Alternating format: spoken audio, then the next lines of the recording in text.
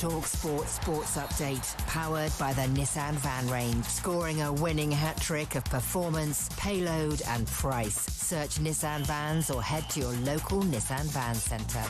With your headlines at 1 minute past 10, I'm Nick Ellaby. Good morning. New Chelsea boss Liam Rossini has told us keeper Robert Sanchez is not to blame for the Carabao Cup defeat at home to Arsenal. I've been here for 6 days. It's a big ask for these players, what I'm asking them to do. It is different to what they're used to. And I have to take accountability for my players' performance. That's on me. We will improve. We will improve our understanding of what I want. Sanchez flapped to the corner and spilled a low cross to let Arsenal in twice as Chelsea lost 3-2. Meanwhile, Gus Poyet's told talkSPORT he thinks life as a Spurs player right now is too easy. We're losing that kind of leaders on the pitch to make the team react and do things that you need at that moment in time, because the only ones they know what to do every time is the players. Thomas Frank's under serious pressure with Spurs winning only 5 of their last 20 games. Poyet thinks the senior players need to get together and sort it out. Bournemouth are in talks with Vasco da Gama in Brazil about signing teenage winger Ryan. He's seen as a long-term replacement for Antoine Semenyo.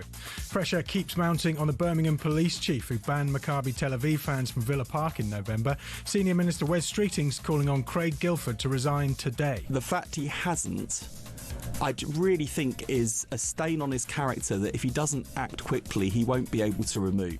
Guildford said the Maccabi ban wasn't political, but a report found the risk posed by Israeli supporters was exaggerated and the local threat played down. And Harlequins are reportedly keen to talk to sacked All Blacks head coach Scott Robertson when he's ready. New Zealand pulled the plug after defeats to Argentina and South Africa. More at talksport.com. talkSPORT News. Media regulator Ofcom's going to continue investigating Grok, despite X saying it'll block the chatbot from generating sexualised images. And 4 NASA astronauts have splashed down off the US coast after being forced to end a mission early. More from the news team at past. talkSPORT weather with QuickFit. Come rain or shine, we've got your electric car covered with 400 EV ready centres, so you can drive away happy every time. Across northern areas, a mix of sunshine and showers. Further south, cloud and rain, heavy at times, spreading north, winds strengthening later across the southeast.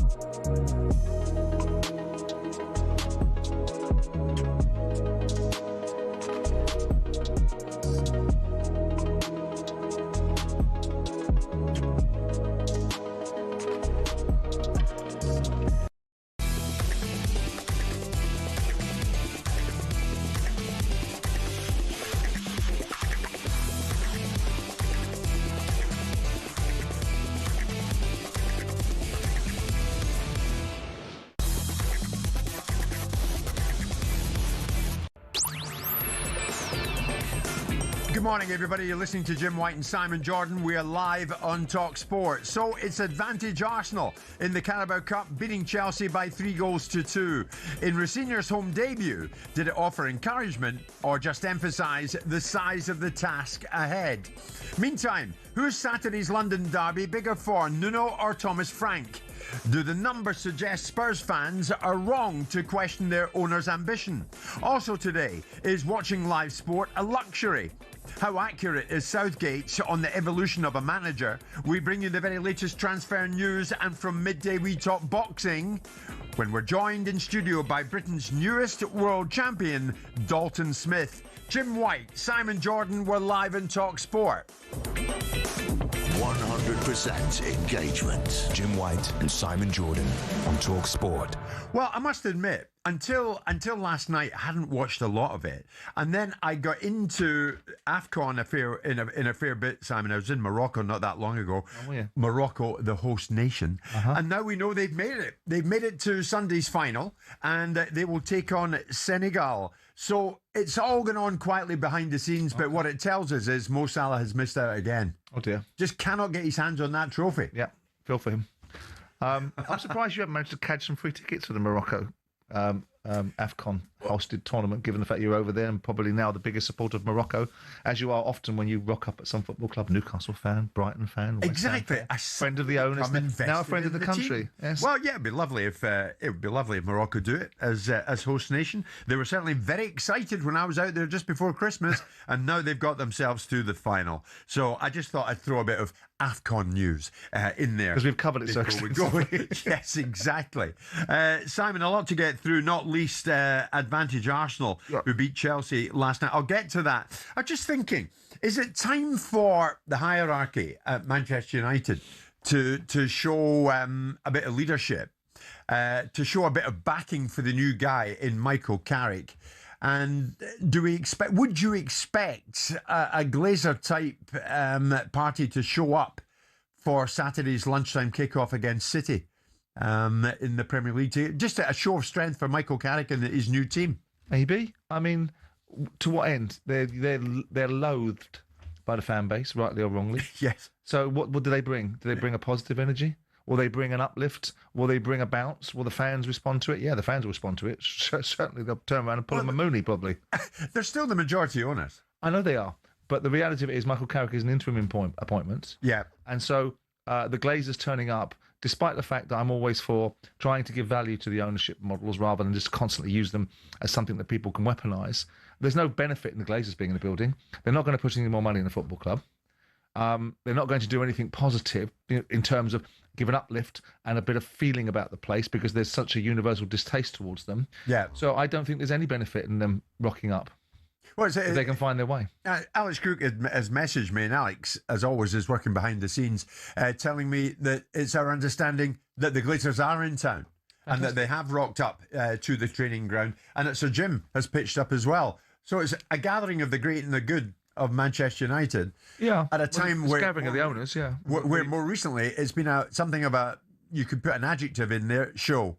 It's been a bit of a show up until now. Well, yeah. I mean, obviously there's a lot more challenges to running a football club than just spending money. Yeah. Because they can spend money, and we've seen money being spent quite significantly. And people will argue that a lot of the money that could have been spent would have been spent if it wasn't for the servicing of debt and payment amount of dividends. Yes, they'd have spent more money, spending more money on players and wasting more money because the disciplines, the ethos, the culture, the direction of travel on the football field isn't right. Yeah. We all know that they're wonderful operators at being able to rinse a pound note of every opportunity, and there's commercial acumen that's required. Yeah.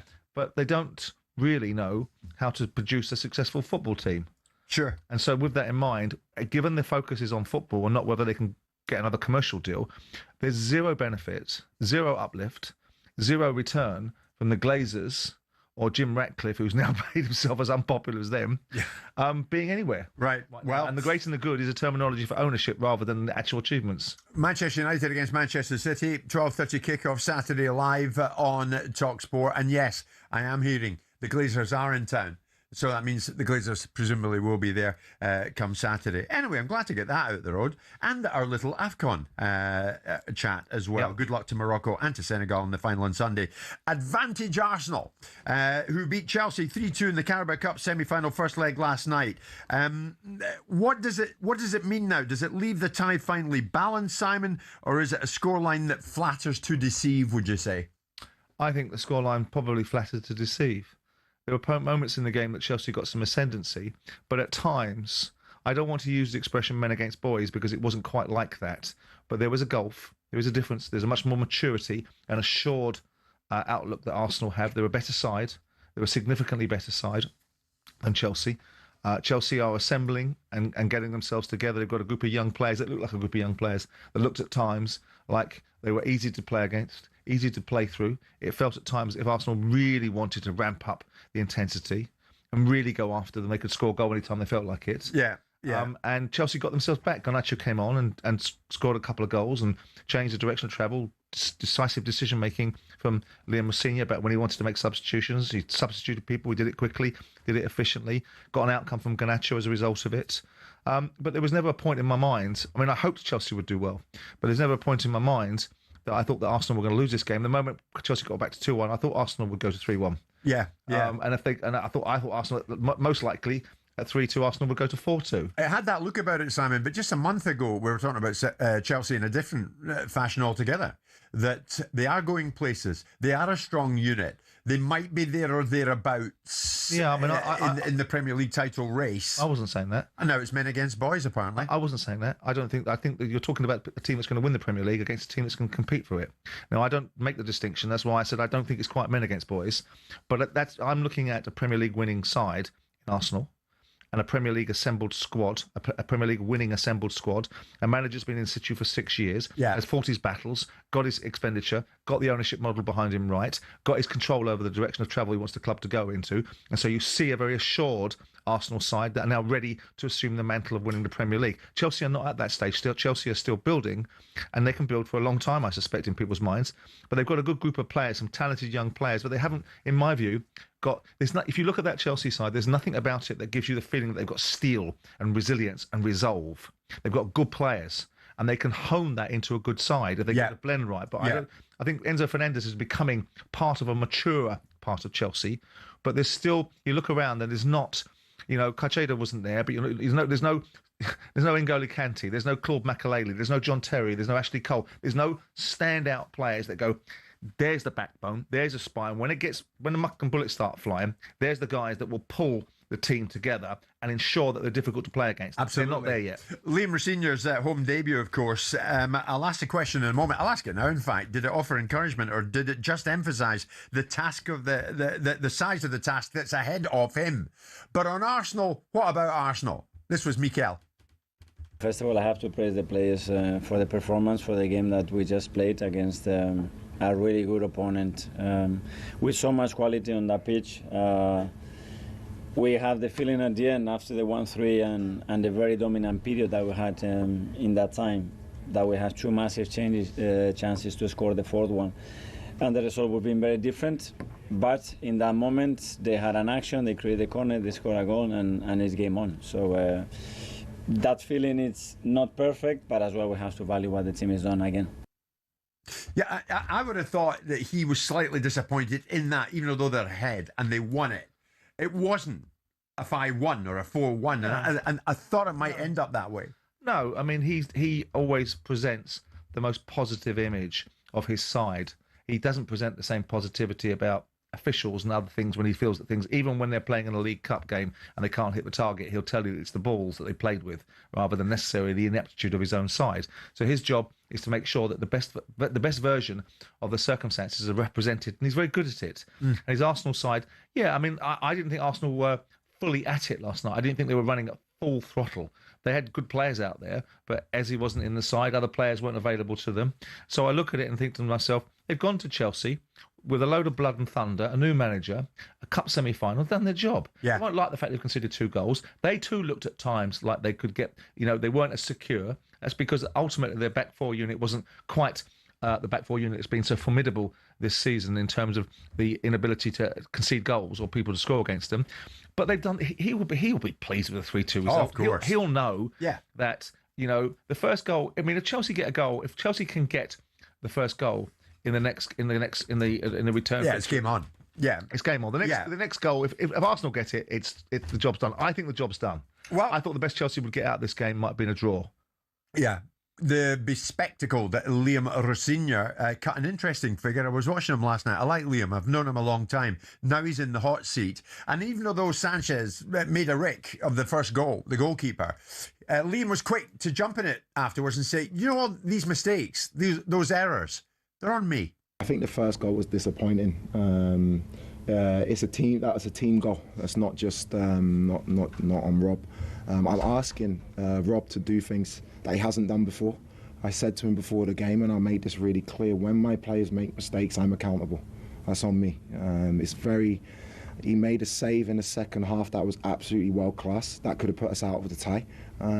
He will improve in terms of his understanding. He's had a very good season. There are very, very good moments with him, and I'll stay positive with him as I will with all the group. My job is to help them, not to blame them. There are a lot of positives in Rob's performance today, and what you'll know with me is I protect my players. I'm asking him to do things. If he makes a mistake doing what I'm asking him to do, that's on me. But does protecting his players only work for so long, Simon? Yeah, but it's certainly not his job to in his first or second press conference to go out and pillar players. He can do that privately. I mean, it's not on him that the goalkeeper didn't catch a ball. It's not on him that the cross from Ben White went through the goalkeeper's hands and it should have been prevented. Those are not on him. Those are not team goals. They're individual errors. Players make individual errors all over the field. And the goalkeepers make an individual error, it results in a goal. And that's the challenge of being a goalkeeper. That's the unique value and positioning and challenges that goalkeeping has. He's absolutely right to deflect away from it.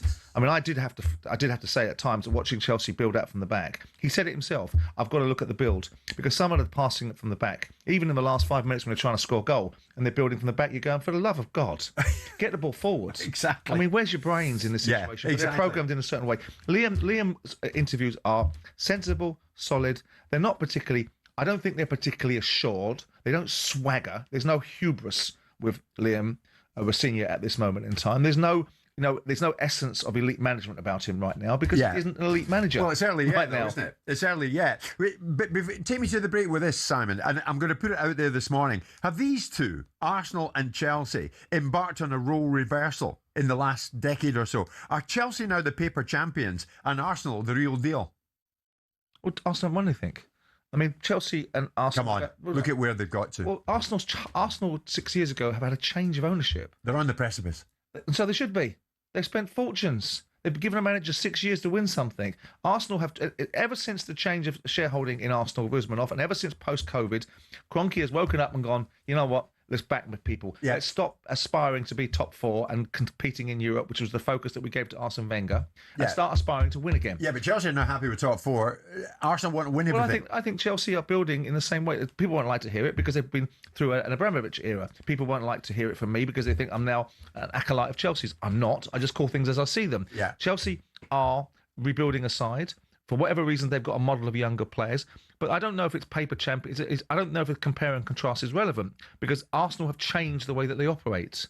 So I suppose if you want to draw a parallel, Arsenal haven't won the Premier League for 21, 22 years. Yeah. About time they had another go, isn't it? Okay, yeah, real deal. Maybe a bit premature with that. I'll put it out there this morning, though, after what we saw last night, after we've seen the direction of travel for these two clubs of late. How do you feel about it? Are Chelsea the paper champions? Are Arsenal the real deal? You might want to give us a call. 03717 223344.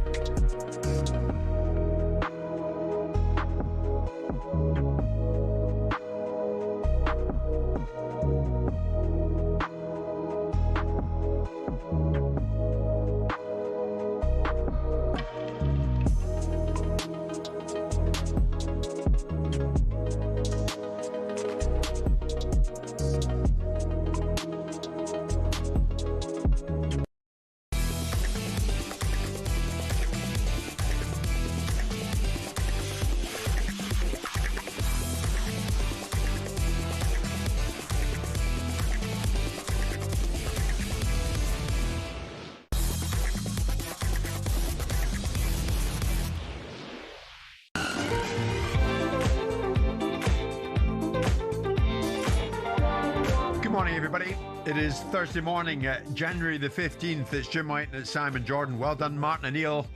Carrying on where he left off, Simon. Another win last night, the Scottish Premiership, this time at Falkirk, a 1-0 But Hearts won again. Hearts won by 2-0 against St Mirren, so they're flying along there. Hearts top of the shop, 50 points. Celtic and Rangers locked in 44. And now all eyes on what the three of them might do in this transfer window. Again, so as I say, I'm looking forward, as much as I am looking forward to anything to do with Scottish football, watching the game on January the 25th, because that's a yardstick.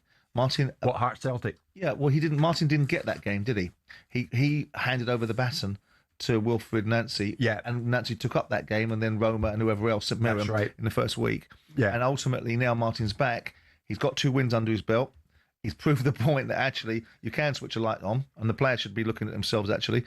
And it'll be fascinating to see how they go against Hearts, given the fact that Hearts have beaten them. Yep, we're going to talk about the significance of last night very shortly up in Scotland, whether Simon likes it or not. In the meantime, what did we see last night? And where are Chelsea and where are Arsenal right now? I'll tell you where. Arsenal knocking on the door of doing big things this season. Will they choke? Well, that remains to be seen. That remains to be seen. But at the moment, they're on the precipice of having a very, very special season. You have to think they've got 1 foot in the final of the Carabao Cup. 3-2 up on Chelsea. You have to think they'll meet Manchester City at Wembley come that time. You have to think that Arsenal are going to win the league. You have to think that Chelsea are going places, but maybe not as quickly as they'd like to. So where are we at with the two of them? Are Chelsea the paper champions? Are Arsenal the real deal? George, big Chelsea fan. It's been a while. Good morning, George. Where are you, mate? Morning. Not you right now, but where are Chelsea? Morning, great show as always. Thanks, I've got a couple of things I just want to talk about before I get cut off. It's like, yes, I do totally agree. Right now, at this moment in time, Arsenal are knocking on the door, and they're a bigger force. And I hate to say this, they are a lot bigger force than Chelsea right now. You know, they're knocking on the door on every tournament out, every competition. They're there. They're top of Europe. They're top of the Prem. You know, they've got 1 foot in the final of the Carabao. They'll probably go very deep into the FA Cup. Who knows? But you know, and I admit that, and it's horrible to admit. But looking at last night, I didn't go last night, but, you know, I'm going to go on to, I spoke about it last week with you, Simon, about this Liam Rosenior. Nothing against it, If they came knocking on my door and offered me the job, of course I'd take it. Anyone would take it. It's Chelsea Football Club. It's a monster, but it's our club. And there's, you know, I'm going to read you out a message in a minute of a guy that sits near the dugout, but we're talking about a young man that I feel is like, he went to Charlton, beat 5-1. Should beat Charlton 5-1. You should do. You're a Premiership outfit. You should be going to a Championship side and turning them over with our quality. Okay. Then he comes up against Arsenal. We fail. Sanchez is a liability. There's no denying that. I don't know what Sanchez has over the Chelsea hierarchy, but he's always there. Mistake after mistake after mistake, season after season after season, he's still in goal. So overall, what's your point, George? I mean, you've got to give Liam time, right? To me, and I'm going to say, he's a glorified PE teacher. That's all he is. He's a glorified PE teacher. Last night, look, this is a message. I sit by the dugout and watched and listened to him a lot. Last night, my humble opinion is he's woeful, out of his depth, and can't see him last this season. Happy to be proved wrong, but virtually no tactical instruction. Oh, George, that is harsh. That is harsh, George Early, is it not? Here's Simon. Well, I have to say, I mean, I have spent some time with Liam, and albeit that was when he was at Hull, and I don't think he's a glorified PE teacher. We're going to find out. They've spent 17 months looking at him and seeing him in operation. So it's not as if they've taken a punt on someone they don't know. They've looked at the development at Strasbourg. They think he's ready to take on a big job at Chelsea. They've given him that opportunity. It's not because they want the economies of scale in terms of being able to resolve money situations, because they spend money like drunken sailors. They can get who they want within reason. So there has to be some thinking behind it. I don't disagree. We're going to find out, aren't we? And the big thing about failing is if you're going to fail in something, you might as well fail fast. So if Chelsea are going to get this wrong, then they're going to find out relatively quickly. And Liam's not going to be given any latitude. So we're going to know within 10 games whether Liam Senior is a glorified PE teacher, as you say it, or someone that has the potential to be something quite significant. George, if you're still with us, a couple of sentences from you and I'll move on. I just think those players right now are going to carry Liam as far as they can, but then they'll just drop him like a sack of potatoes. That's what they're doing, and that's what they'll do. They might turn up against Arsenal at the Emirates. I hope they do. Chelsea can turn up against anyone if they're up for it. Let's hope Reece James, Cole Palmer, Caicedo, Delap, they all turn up and get us in the final. George, so many good points from you, mate, as always. You never let us down. Neither do the callers. So many calls coming in. We'll probably carry it on, the other side of 10:30. Tommy, Arsenal fan. Tommy, where are you guys at the moment? I mean, are you the real deal? Morning, Jim. Morning, Simon. Yeah, listen, this Arsenal reign of terror. I'm loving it. I know we haven't won nothing, but it's coming, Jim. I'm telling you now, all these Chelsea, United fans, Liverpool fans, just wait. There'll be your tears at the end of the season.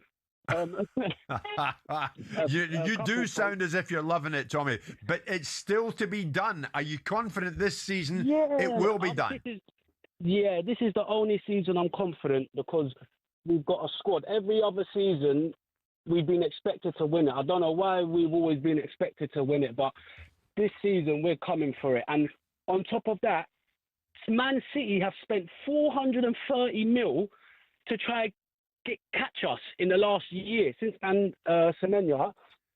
They're 6 points away from us. We've spent in the last 6 years. We've spent less than Tottenham now. So everyone always bashes Arteta with he spent all this money. Everyone spends money. You've got to spend money to make money. Tommy, I like it. Just before you leave us, do you think to a degree in recent times it is roles reversed with Arsenal and Chelsea? Yeah, no, listen, Chelsea's won everything, and I'm not going to come on and say we need to win stuff. But what I'm saying is Arsenal's reign of terror starts now. All these other teams, like I said, we spent less than Tottenham. Look at Tottenham; they're in the graves. They won the European Cup. What's that mean? Like Simon said, what's that got to do for the price of cheese? Look where they are now. They're in shambles. They're in turmoil. Come on, Arsenal. We're coming. We're doing it. All you Chelsea. Like I said, City had to spend 430 million. They're 6 points behind us, mate. Look at them. Oh, Tommy, what a call. Love it. What a quote from Tommy. Arsenal's reign of terror starts now. Are Arsenal the real deal? Tommy thinks so. Do you? And what about Chelsea? Where are Chelsea at this particular time? Are they the paper champions? So many calls, you may as well join the callers. 03717 223344 and 10:30.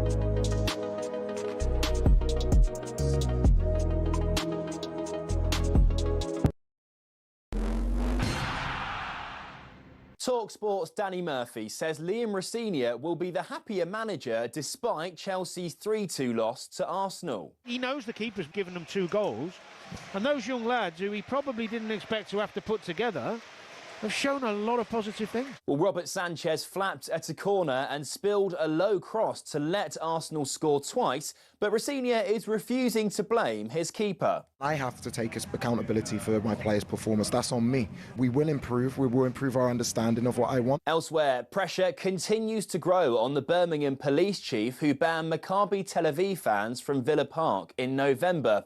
Senior Government Minister Wes Streeting says he'd be horrified if Craig Guilford is still in post at the end of today. The fact he hasn't, I really think is a stain on his character that if he doesn't act quickly, he won't be able to remove. Well, Guilford said the ban wasn't political, but reports found the risk posed by Israeli supporters had been exaggerated.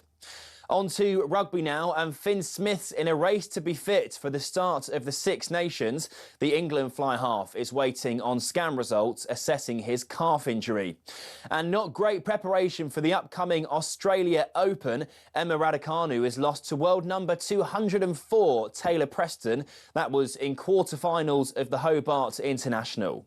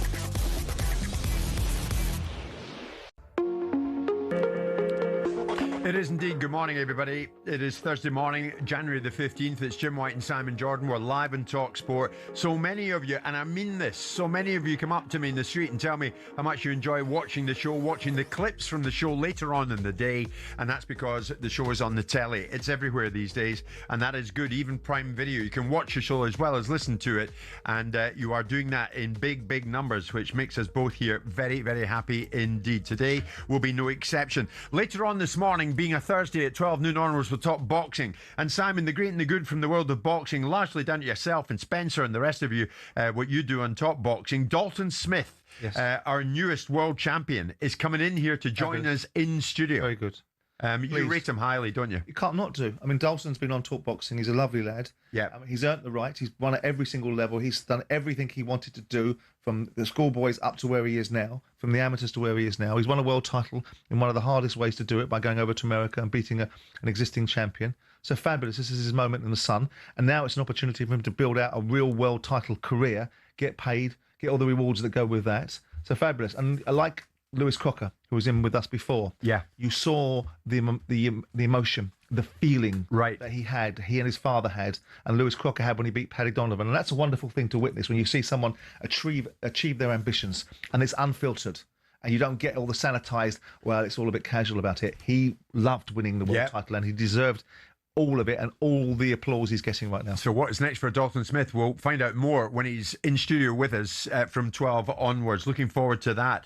Right now, so many of you calling in, so it would be remiss of me not to take the number of calls that are coming in. We'll take a fraction of them, of course. Can't take all of them. We're talking Arsenal, we're talking Chelsea. Last night at Stamford Bridge, the Carabao Cup semi-final first leg. Chelsea won it 3-2. I beg your pardon. You wish you'd won it 3-2. Arsenal won it by 3-2, and they take the advantage into the second leg at the Emirates. 3-2 Arsenal. But where are the two clubs? Have these two now embarked on something of a role reversal in the last decade? Are Chelsea now the paper champions? Are Arsenal now the real deal? Are they? Dom, big Arsenal fan. You guys the real deal? Oh, boys, you all right? Good, Dom. How are you, mate? Yeah, I'm good, mate. I'm good. listen, I'm a bit level-headed sort of fan. I don't get carried away with the are we the real deal with this and that. At the end of the day, I'm an Arsenal fan. I've been going Arsenal donkey years. I support the club through thick and thin. We're doing well. We've got to get over the line, obviously. Once we've done that, then we can start talking. So I'm not going to talk about are we the real deal and all that. We're doing brilliant. The manager's doing brilliant. I love the club. I love the fans, everything about us. So that's that. My point I want to make, if I want to speak to Simon. Simon, you talk a lot about facts and figures and different things, and I respect you for that. You normally tell it as it is. So I want to put this to you then, because there's this narrative out there that in the last 5-6 years, Arsenal, you should be winning the title. You should do this. You should do that. Mm-hmm. So I would like to say is Liverpool went 30 years without winning a title. Arsenal have gone 21 years. Mm-hmm. So no club has got no given right to win anything. As long as you're there and you're competing, you're trying. So I want to get this narrative out of the way. So in the last 6 years, everyone, you talk facts, but a lot of people, Andy Goldstein will say it, Jamie R and that Muppet will throw things out there without the facts, is Arsenal spent £1 billion, Arsenal spent £1 billion. Well, in the last 6 years, Simon, Arsenal have spent, after everything, 670 million. I think it's 735 actually, but you're not far away. No, it's not. I've got it here. I've got it here in front of me. And the reason I've got it here in front of me because I want to get this thing that everyone keeps saying we spent £1 billion. Yeah. So 670 million. Now Chelsea, for some reason, the last 5 years have spent 862 million. So net, why is it net? Yeah, net. And Arsenal is 670. So why is it not their narrative that Chelsea should be winning the title? Why ain't Chelsea doing it? Why ain't they? Shall I tell you why? Because the difference is between classy clubs and proper clubs, where you give your manager time. You don't just out people willy-nilly. Well, come on. You did out Emery pretty quick. Yeah, but Unai Emery's a different scenario because Unai Emery was after Wenger. True. Whoever comes after Alex Ferguson, whoever comes after Wenger, you're always... Unai Emery went 22 games unbeaten with Arsenal. We got us to the Europa League final. We missed out on the Champions League by 1 point. Real Arsenal fans that went there, we didn't want him gone. It's just the social media, the backlash of Wenger. But that's football in general. But if you look at it, right, Spurs have spent 597 million. So Arsenal have spent 70 million more than them. Now, are Spurs a big club? But the interesting thing about the Spurs analysis, I think your figures are slightly out. I think Arsenal are at 730 million net, right? But I think the fact of the matter is Arsenal have bought better players. Spurs have sold their best players to be able to get a spend pattern. So with the bigger clubs like Arsenal and Liverpool in recent times and Manchester City have been able to retain their best players and buy better ones. And that's what Arsenal have been doing over the last 3 or 4 years. In order to be able to spend money, Spurs have had to sell their best players. Harry Kane had to be sold to get 100 million quid to be able to move on with the spend pattern that Spurs have. So whilst we're comparing and contrasting and going back to the analysis, I haven't said for the last 6 years that Arsenal should win the league. I've said for the last 2 or 3 years, as they've built, as the attitude inside the club has changed once Usmanov sold his shares and the Conquis took control and they started to look at Arsenal as a very different proposition rather than a arm's length investment from America, Arsenal have been in a position where spending 250 million pounds a year on transfers, which is what they've been spending, increasing their wage bill, puts them into a conversation where it's not beyond the wit of man to win a league. So I answer the question by saying, well, you're spending this kind of dough, you're going pound for pound with the other sides in the league, so there's no reason why you shouldn't win the league. So yeah, you should win the league if you've got a good squad. To Dom's point, though, why don't you say that about Chelsea? Because... well, I've said that Chelsea should be competitive. I was actually forecasting. But why shouldn't Chelsea? I was forecasting at this time. I was laughed out the door. Be winning the league 18 months ago, and I said I think Chelsea will win the league in the next 3 years. Boy, come back in, Dom. Come back in. Yeah, just quickly, Simon. Yeah. So Manchester United have gone 14. I think, is it 14 years or 15 years without the title? Yeah, it'll be 13 this year. Yeah, 13 years. Right, 13 years. So Man United, out of that top 6 teams, yeah, their net spend is 800 and that's 60, right. Yeah. 8 million. So now Arsenal, if you think of Arsenal, Simon, you'll appreciate this as being an ex-owner. Yeah. The reason Arsenal can spend 250 million a year now is because we've earned that right. Because Arsene Wenger for 10 years with the old and that's true. And that's true too. Had to sell our best players, had to stay in the top 4 to compete. We didn't get a sugar daddy in and go, right. That's true. No, I agree with you. Listen, Dom, we've enjoyed all the points you've made, mate, and Simon certainly has taken them on board because I watched them as you outlined what you wanted to say. So thanks for that, Declan. You've been waiting for a while. We'll take your call before the break, so let's do it now. Big Chelsea fan, Declan. What do you think? What's going on at the moment? Where is your club? That's a very good question, Jim. I think the way Chelsea are run is the problem. Defensively, we are not good enough to challenge for the league. Arsenal have had the same manager for 6 years, and they're grinding out results, and that's the sign of a team that will win the league. Last night, our defence, when I saw that defence, I just thought, oh God, we're in big trouble. We're being run by sporting directors, transfer directors, and we change coaches willy-nilly. And you can't challenge for the league like that, Jim. The only good thing came out of that game for me last night, Jim, is that we had a bit of fight in us. Yeah.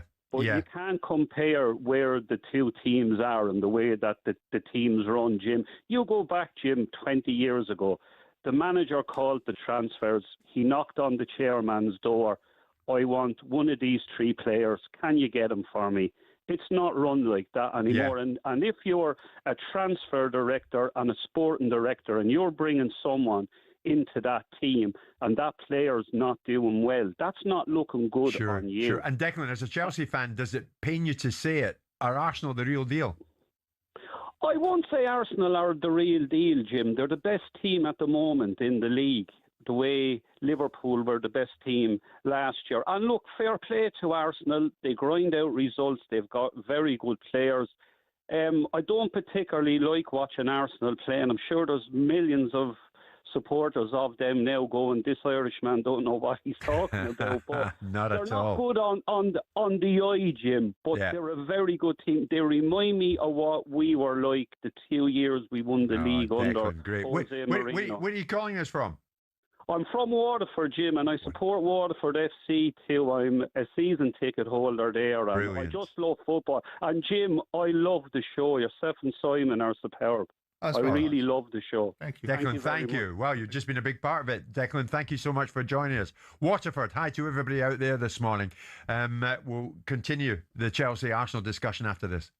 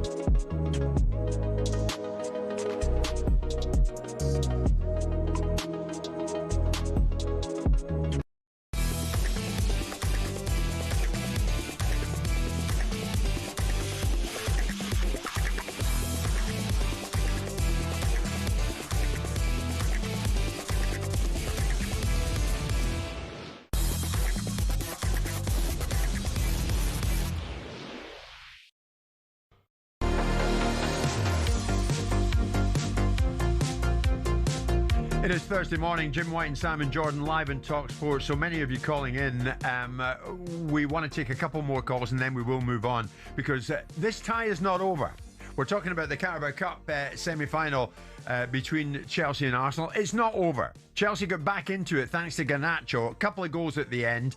Arsenal might have won it more comfortably than they did at Stamford Bridge, but they didn't. So it's 3-2. So you never know. You never know. But where are both of these clubs at this particular time? Aki, big Chelsea fan, you've been waiting to speak to us. You can now. Aki, good morning. Where are Chelsea? What are you up to at the moment?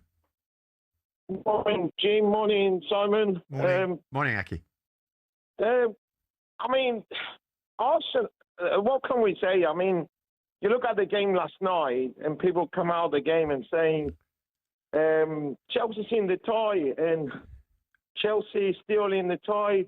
We take positives. There's no positives in there. Chelsea squad, in contrast with the Arsenal squad, is so far away. Arsenal now, they got 2 players in each position. Chelsea last night, 4 or 5 players not playing. Reece, Cole Palmer, Caicedo. Yep. You could see the squad. The squad is not there. We changed the manager. The manager comes in. It's tough. Yes. Because he's got to win games. So we spend money, Jim. If we didn't have no money, the Chelsea fans will accept it, and we say we broke. We haven't got no money. So let's see how we do with it with the young players.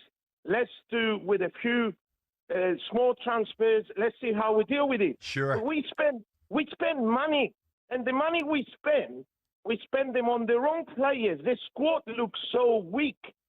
How we could accept this situation? How we'll accept that? So Simon, Aki is one of many Chelsea players who think that for the outlay that they've put down, they should have better players at their disposal. They should have more at their disposal. Yeah, I mean, you've got situations like Mudryk that you can't legislate for.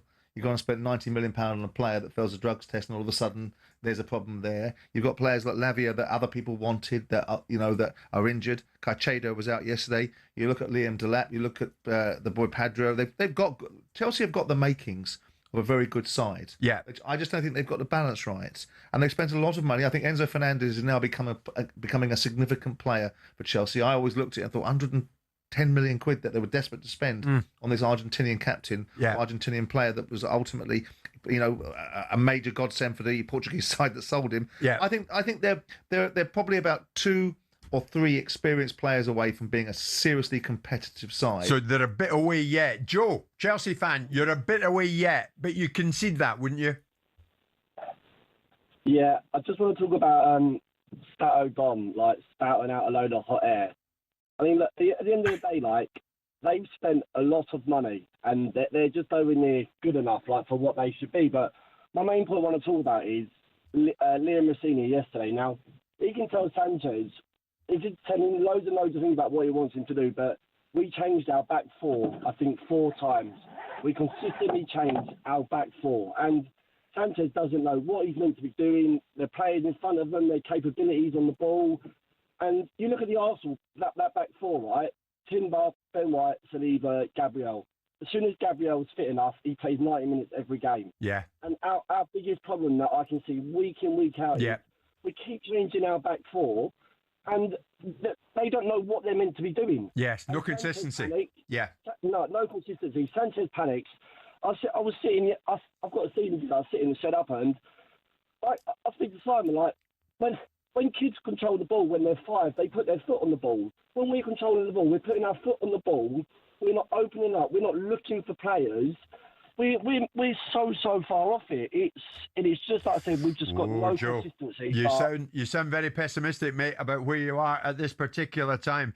Joe, listen, thanks to you and thanks to all of you who've been calling in this morning, Chelsea and Arsenal fans. Simon, before we get to 11 o'clock, I've got time for this. Yeah, I'm going to do it anyway. We're talking on the subject of spend. This has gone somewhat unnoticed, I would say. Conor Gallagher is the 50th player that Tottenham Hotspur have acquired since the sacking of Mauricio Pochettino in 2019. So if we're sticking to the topic of spending, The £35 million signing takes their transfer spending to almost £1 billion in that time. Gross, yeah. Now, that figure is more than Arsenal have spent under Arteta in the same period. When compared with the Big Six, Spurs have spent more than both Arsenal, £941 million, and Liverpool, £883 million. So are Spurs fans wrong to level a lack of ambition towards their ownership? Well, I mean, I was looking at figures this morning about the net spend of these football clubs and how they were getting to a position. I mean, Spurs' net spend, to me, was lower than Arsenal's, was lower than Chelsea's, was lower than Manchester United's. So that's what I was looking at. And then I was looking at the idea of how how these clubs are spending money on wages and what their percentage of wages are. And one of the things is that Tottenham don't spend money anywhere near these clubs on wages. Yeah. So they're buying a certain type of player. As I made a point with the other caller a moment ago, when you see the development of a football club, these clubs like Arsenal that are moving forward, like Manchester City that are moving forward and consistently acquiring opportunities to win leagues, are because they're not selling their best players. Tottenham have sold their best player. Right. If Harry Kane was playing for Manchester City, unless there was a better replacement for him, there's no way Manchester City would be selling him. It's like selling Erling Haaland. Yeah. So in order to be competitive and to be a dominant side, so when you're looking at spend, you've got to drill down into that spend and see where it's been spent and also see what goes behind it. You're acquiring certain types of players. Look at Tottenham's ability to pay wages. Their wage spend, if you were to draw another parallel and say, right, okay, let's just say the net spends are all within £100 million of one another over 6 years, which let's be honest about it, 100 million, 150 million over 6 years is £20 million a season. That's not going to make the difference in a side. Then you make the next equation, which is, what's the wages look like? Now, we know that the wages of Tottenham are lower, probably 25 to 30% lower than all their major competitors. So that must tell you something, and that must answer your question as to the lack of ambition or the preparedness to only achieve certain things. Because do you Tottenham... take on board, though, Simon, what Vinay Venkatesham said, the Spurs chief exec said back in September, when Daniel had left, and then he hinted as to what lay ahead with the foundations that Daniel had left. Have a listen. We've got an extraordinary stadium. We've got an extraordinary training centre. I admit I'm biased because I grew up in London. I think we're based in the best city in the world. And we've got a massive global fan base. We saw in May in Bilbao what that next step is. That next step is competing for and ultimately winning major trophies. I think it is very fair to say that we have firm backing from the Lewis family against our ambitions to be successful on the pitch, both on the men's side and women's side. They know that's going to require investment, and we have their firm backing. But I would also say, like all other 20 Premier League clubs, we also need to make sure that we're also cognizant and aware of the financial fair play rules. And that means we need to continue to grow our revenues.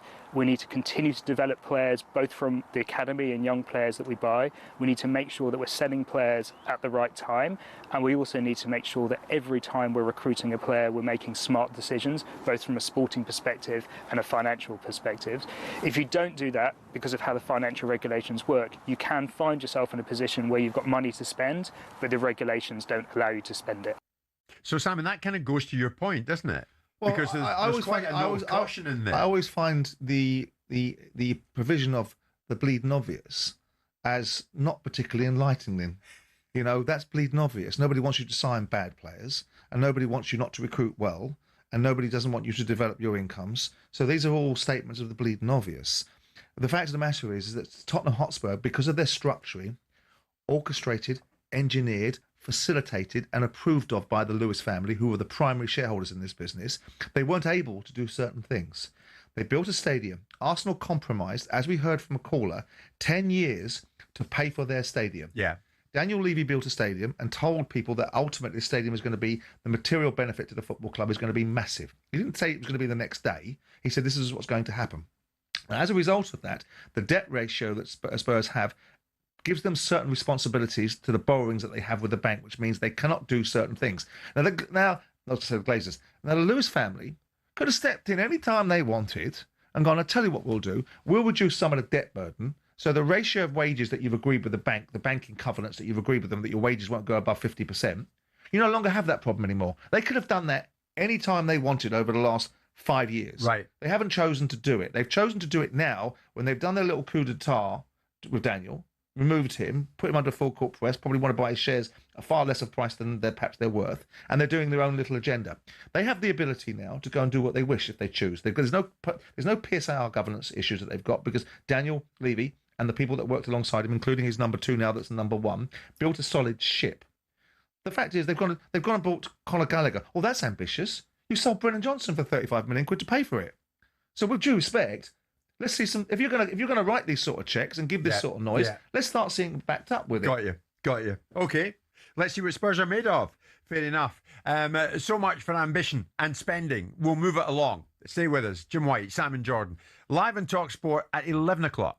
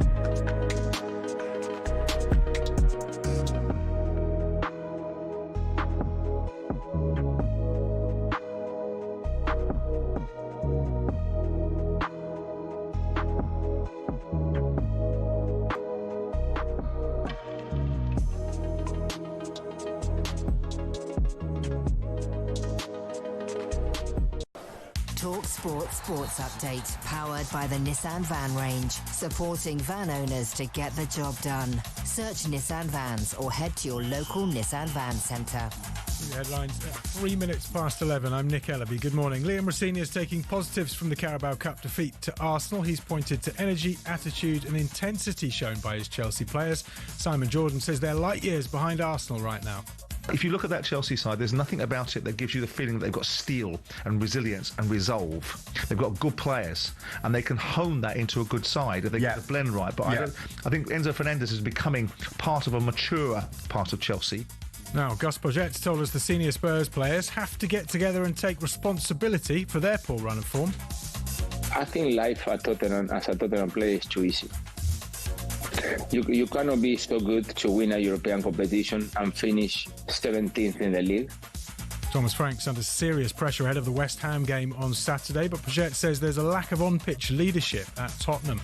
We understand Sir Jim Ratcliffe's in Manchester, along with Man United's owners Joel and Avram Glazer. They're showing support to Michael Carrick ahead of his first game in charge at home to Man City, live on talkSPORT this Saturday lunchtime. Pressure continues to grow on the Birmingham police chief who banned Maccabi Tel Aviv fans from Villa Park in November. Senior Government Minister Wes Streeting says he'd be horrified if Craig Guilford's still in post at the end of the day. He said the ban wasn't political, but a report found the risk posed by Israeli supporters had been exaggerated and the local threat was played down. An out-of-favour England off-spinner Shoaib Bashir has joined Derbyshire on a 2-year deal. It's after his Somerset contract expired. Bashir wasn't picked to play a single Ashes test after the management seemingly lost confidence in his abilities, but Derbyshire coach Mickey Arthur thinks he's got a gem on his hands. talkSPORT News. The media regulator welcomes restrictions on X's AI chatbot Grok to prevent sexualised deepfake images, and South East Water's being investigated for repeated outages in Kent and Sussex. There's more from the news team at past. talkSPORT weather with QuickFit. Get a free vehicle safety check at all of our 600 centres nationwide to keep you safe on the road. QuickFit. Drive away happy every time. Across northern areas, a mix of sunshine and showers. Further south, cloud and rain. Heavy at times. That's spreading north. Winds strengthening this afternoon across the southeast.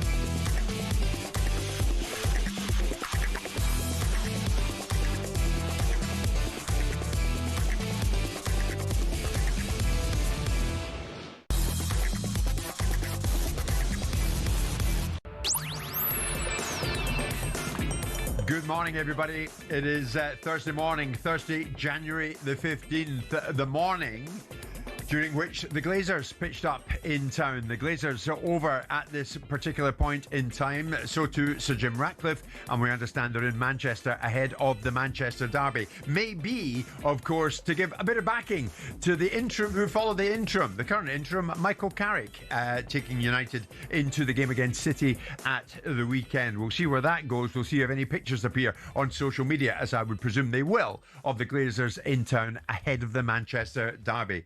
That and a whole lot more, though, going on at this time, and because of that, Alex Crook will be joining us live shortly to bring us right up to date with who's going where in the world of transfers, the latest of which was Conor Gallagher, who has joined Tottenham Hotspur from Atletico Madrid for a fee believed in the region of about £35 million. Alex will be with us very shortly. Simon, just in the passing, I wanted to pin you down on this. These days, last night, I thought the Carabao Cup, now I listened to a bit of it on talkSPORT, the commentary of it on talkSPORT. Danny Murphy was on duty last night. And of course, I knew that was going to be on Sky Sports, the Carabao Cup. Synonymous with Sky. They have that deal at the moment. Where do I go for something else? Will that be TNT? What about AFCON? Where is that? The Spanish Super Cup at the weekend in Jeddah, Saudi Arabia. But where could I find it? You know where I'm going with this. Would a Netflix of football bring the illegal streamers back? Now, according to the Sport Industry Report 2026, the majority of people in this country keen on sport believe that it is now, quotes, socially acceptable to use illegal streaming services. The research says, and this floored me, 58% of fans and 66% of professionals say it is now socially acceptable to use pirate streaming services. In other words, to hell with the risk to it, that's what I'm doing. Well, it's an interesting phraseology, socially acceptable. Amongst whom and by whom, and who's the arbiter of what's socially acceptable? What people are saying is there is a justification in their minds that it's reached the point where the cost implications of football are so prohibitive, the broadcasters have brought the price up to such a level that they feel entirely justified in putting themselves in the way of what they consider to be a victimless crime. Yeah. Do you think the Premier League should be concerned about that? Well, I think the attitude. I think the behind the wall broadcasters are going to be, in terms of paywalls, are incredibly concerned by. And you've said this for some considerable because period I think their subscriber numbers are falling off a cliff. We should also, it's not socially acceptable to use piracy because behind piracy is organised crime, and a lot of the piracy companies are funded by organised crime. So no one should be finding that an acceptable opportunity to proffer opportunities for those people to benefit. The challenge is that football now, because of the overriding necessity to keep fulfilling these enormous broadcasting deals that then fulfill the enormous salaries that these players so richly deserve, there's a cost implication to it. I've seen clear visibility of Sky's numbers, and their subscription numbers are tanking and will continue to tank. To such a point, it's brought about the concern, and I remember saying it to the independent regulator, your challenge isn't about distribution, your challenge is about whether Comcast have got the dough to do the next round of broadcasting deals, and then what football's going to do. What's football going to do then? Then you'll start seeing individual broadcast deals being done by the big clubs.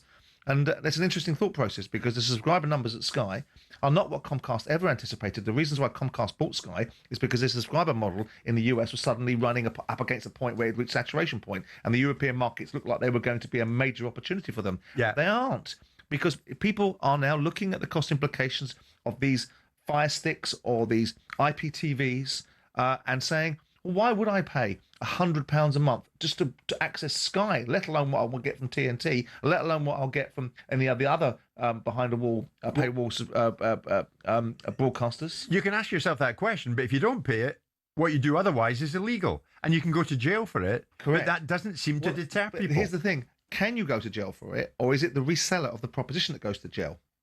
No, you can get jail time. If you're caught with it. If the individual watching the television screen or the IPTV, I'm not sure. I thought it was the resellers. I thought you got a smack on the wrist. But of course, I think it's both, Sam. Well, the broadcasters want you to believe that. Whether that's enforceable through the courts is a different matter. True. But the fact of the matter is, the reasons why Newcastle. Let's be clear. The reasons why Newcastle, not all this load of old nonsense that was peddled about behind a wall of ownership. It wasn't owned by a foreign state. The reasons why Newcastle were not allowed to be bought by the Saudis initially was because they were pirating the signal in Saudi Arabia from BLQ, who were nicking it off BN.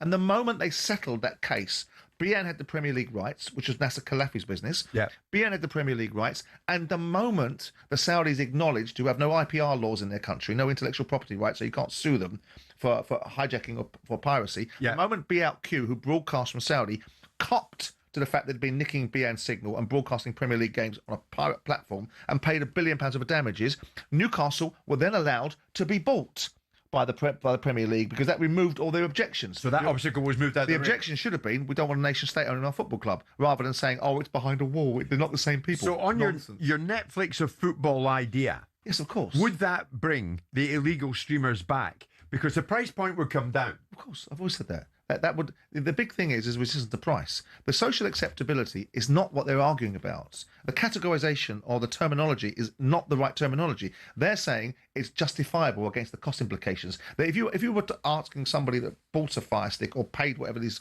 things cost to explain their logic, they'd say, well, these bleeding companies are having us over. Right? They're the ones that are profiting out of us. They're the ones who are making too much money. That's the reasons why it's deemed to be socially acceptable, because they're looking at the capitalist argument of saying, well, these guys are charging £100 a month. What they're forgetting is they're seeing the best football stadiums, the best football players, and the broadcast deals that have underpinned it, that have turned football into this wonderful phenomenon. Because in 1990, prior to the Italian World Cup, broadcasters in England didn't even want to show English football. Margaret Thatcher thought it was a game full of thugs and hated it, and the broadcasters attached no value to it. Along comes David Dean and Noel White and Alan Sugar and all those guys and Rick Parry, and pulled together a deal that changed the direction of travel in football and brought a pay-per-view situation that's funded football, produced football. That's why we've got the most powerful football league in European and world football. And where do you think it comes from? It comes from broadcast revenue. Right. The broadcasters want their money back. I want to bounce this off you before we hit the break. I'm determined to do it. Socially acceptable. According to this sport industry report, affordability is now the #1 concern for fans across every age group. Of course it is. 67% believe that attending live sport is going to be a luxury within the next 5 years. In other words, 67% feel they won't be able to attend live sport sometime in the next 5 years because it's beyond the financial means. I mean, I have to say, I don't know how the question was asked. If you want to engineer an outcome, in the same way that the independent regulator was created on the back of a fan-led report, so the outcome was predetermined. We want an independent regulator, so we're going to write a report that produces an outcome to get an independent regulator. If you want to produce a report that suggests that people are concerned about the pricing policy of football, you engineer the questions to produce that outcome. Do I think that football needs to watch itself? Yeah. Yes, I do. Do I think it needs to be careful about losing contact with the reality of what it is? But do I believe that the next evolution of football is about what's going inside a stadium? No, it's about how you broadcast it around the world. But you still need those stadiums. You still need those stadiums. If you were able to confect and curate a broadcast deal like the Netflix of football that I talked about with you 7 years ago on this show, when I was sort of jobbing in on the show before we got together and did it on a regular basis. Right, jobbing? Coming in on an infrequent basis. You were doing? I talked about the Netflix of football at a price point that would get an audience of 100 to 200 million people in the world paying 15 quid a month. Nobody would need piracy for that. The revenues would be enormous. The churn rate would be nominal. And then you'd have no demand or necessity to keep hitting the live audience in the pocket. You can make the live audience, because the live audience filled stadiums, and you need that value inside football stadiums. You need 50,000 inside a 50,000 seater stadium. Yeah. But if you can drive the broadcast revenues to a point where you've got huge numbers, you've got huge percentage of opportunity around there, you've got broadcast. Why do you need Sky? Why do you need third party? Why can't you just go B2C, straight to consumer? Why can't you go from the football industry, which is a proven product, straight to consumer? It requires some infrastructure and it requires some investment. But look at the revenues. If you went to 15 quid a month with 100 million subscribers around the world, you'd be generating 15, 20 billion a year, not 3. Yeah. You'd have the costs associated with it. Then you'd have the advertising revenue. Sure. So, and then what you'd be able to do is reverse that sort of thinking and say, right, well, we don't need this massive expansion and inflation on live costs. We can take it because it's there and the market's there. Yeah. But we don't have to, because we can deal with it a different way. Is there anything wrong with live sport being a luxury? Well, it didn't come from that position, did it? No, it didn't. So, it didn't. So we've got to get the balance right. It is a luxury. But what do you think now? Well, it is a luxury because it's going to the theatre. I know people won't like this comparison. Is going to the theatre a luxury? It isn't. And it is in equal measure to some people. To people that are well-heeled, it's not a luxury. To those that live in the real world, it is a luxury. But football has a different origin, has a different genesis. Yeah. It's a working man's sport. But when you're flying the top players around the world, and it's only the Premier League we're talking about, the other 72 clubs are affordable. The Premier League clubs are the ones that we're talking about. So we must remember that and look at that and say, how does this work in the great scheme of things? When you go and see the best stars in the best productions, in the best theatres, you pay the best prices. So with that in mind, is it a luxury, or are we still seeded in the old days of rattles and factories turning out at 2 o'clock for the 3 o'clock kickoff? Right. A final point from me to you. You know how you go on about the Netflix of football? Yeah. And how this is going to be the answer. Why are we not seeing it yet? Because it requires a huge amount of infrastructure, and football industry is looking at the club's not brave enough. There's an element of that. They haven't got the deals right yet. The European Super League deal wasn't quite right. The funding wasn't quite right. The money wasn't quite right. That's why it didn't happen. The broadcast situation wasn't set up. They got guaranteed revenue streams. They know they're going to get 2 or 3 billion a year. And they know that it's going to take some run rate. To get to 100 million subscribers, it's going to take some runway. So they're going to need X amount of billions up front to secure the clubs with their revenue streams, to secure the opportunity. And it needs some innovative thinking. It needs some planning. It will need a Morgan Stanley or one of the big banks to come behind it and take a piece of it to be able to build it out. And it needs leadership. It needs forward thinking. It doesn't need Richard Masters shuffling paper clips. Okay, on the subject of money, there's a lot of it changing hands at the moment between clubs because it's that time. Yeah, it's mid-January. Alex Crook will join us shortly.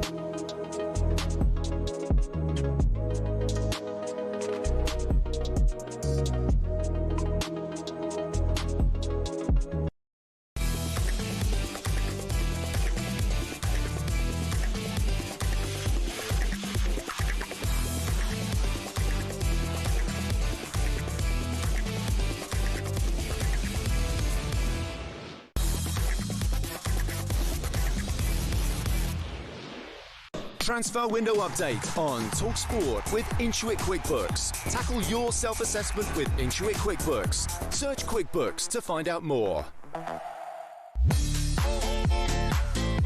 Well, that's right. It's time. What is the time? It's 20 past 11.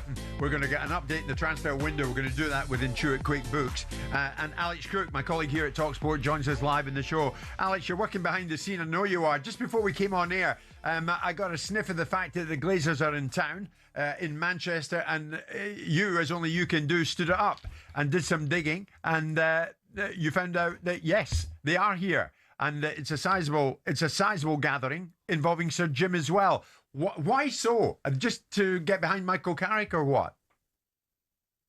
Well, yes, indeed. Joel and Avram Glazer, lesser spotted at Manchester United games these days, are, as you say, both in Manchester. Sir Jim Ratcliffe flying in as well. For what I'm being told is an executive committee meeting, the type of which would usually take place in Monaco, where, of course, Sir Jim is based for the majority of the time. They've moved it to Manchester, I think partly as a show of solidarity with the new interim manager, Michael Carrick, also so that the Glazer family can hold face-to-face talks with him, and also I think because they want to minimise disruption ahead of what is a huge game for Carrick and for the club. Live on talkSPORT, you won't hear it anywhere else on national radio on Saturday, the Manchester derby. That's a 12:30 kickoff. But presumably there's going to be some talk about potential transfer targets. There are still 2 weeks left in the window. It's been definitely quiet at Manchester United in terms of both incomings and outgoings. I know there have been some suggestions they could be one of the clubs in for João Gomez at Wolves. That's been played down to me. Ruben Neves coming back from Saudi Arabia is maybe a possibility. I think if they sign anyone, then certainly a midfielder should be the priority.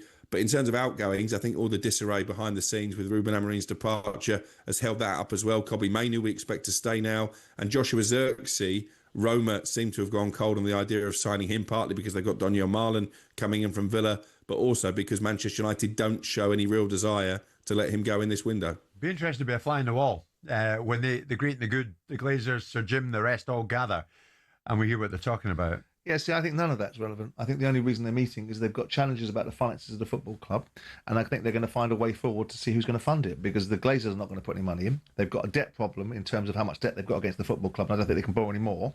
And Jim Ratcliffe is probably getting a bit reluctant to put any more money in, given the fact he puts money in and gets abused for it.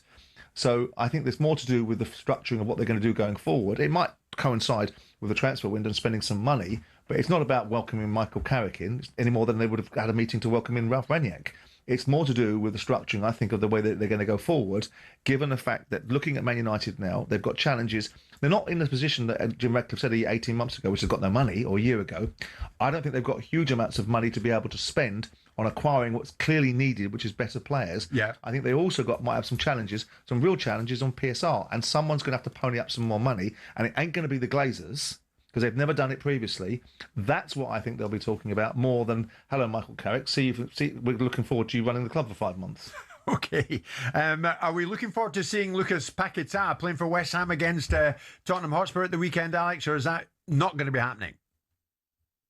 Well, I think it's going to be fascinating when the team sheets are handed in. This is a massive game, isn't it, for both clubs and both managers.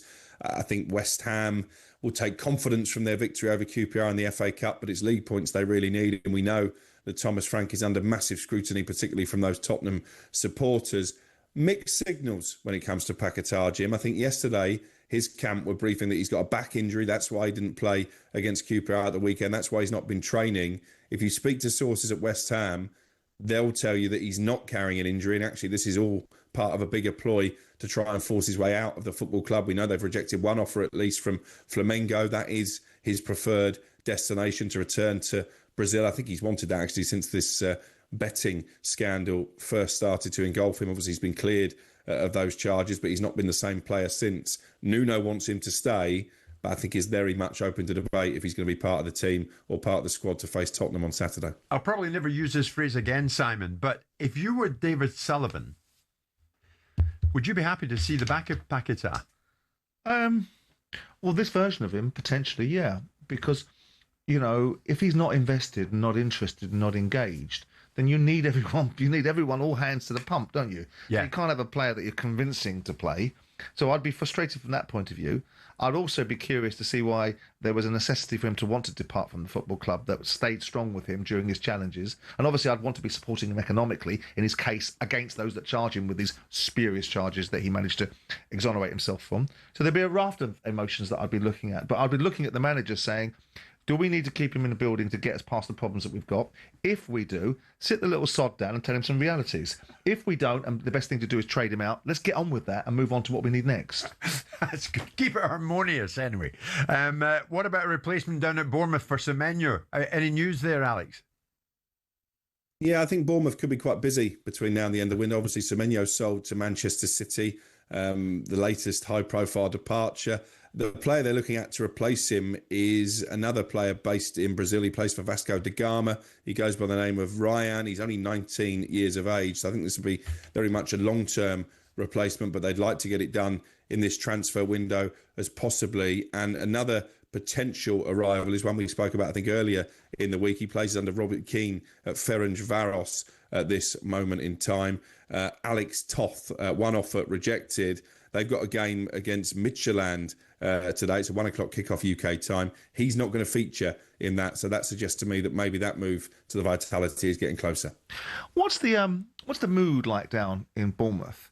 You've got an owner, Bill Foley, that I think has done lots of good things. Said something I thought was rather absurd about a year ago about the fact they can afford anybody that they want to match anybody on anything.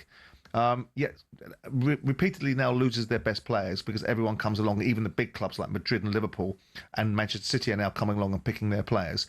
What's the mood towards the manager, who I think has done a brilliant job? And what's the owner's attitude towards the project that he's got in his hands as the reality of British football expands in front of his eyes? But the moment he gets a good player, someone else comes along and takes them.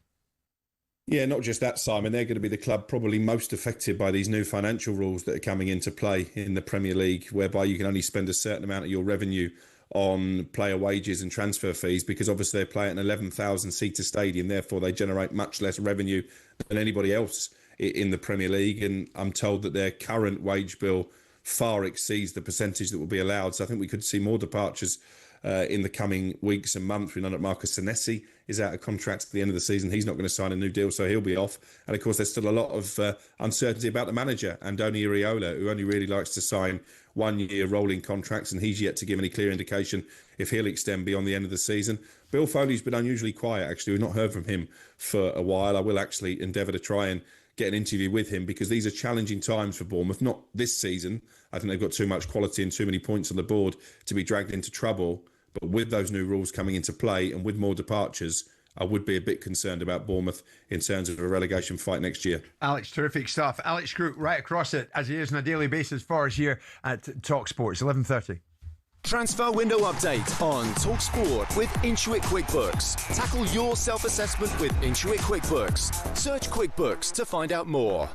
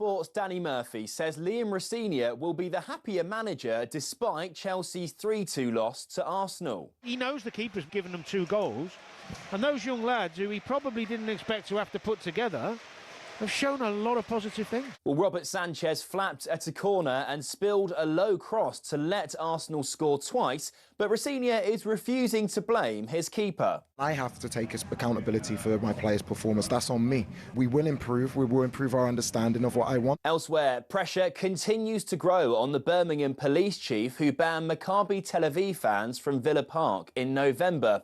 Senior Government Minister Wes Streeting says he'd be horrified if Craig Guilford is still in post at the end of today. The fact he hasn't, I really think is a stain on his character that if he doesn't act quickly, he won't be able to remove. Well, Guilford said the ban wasn't political, but reports found the risk posed by Israeli supporters had been exaggerated. On to rugby now, and Finn Smith's in a race to be fit for the start of the Six Nations. The England fly half is waiting on scan results assessing his calf injury. And not great preparation for the upcoming Australia Open. Emma Raducanu is lost to world number 204, Taylor Preston. That was in quarter-finals of the Hobart International.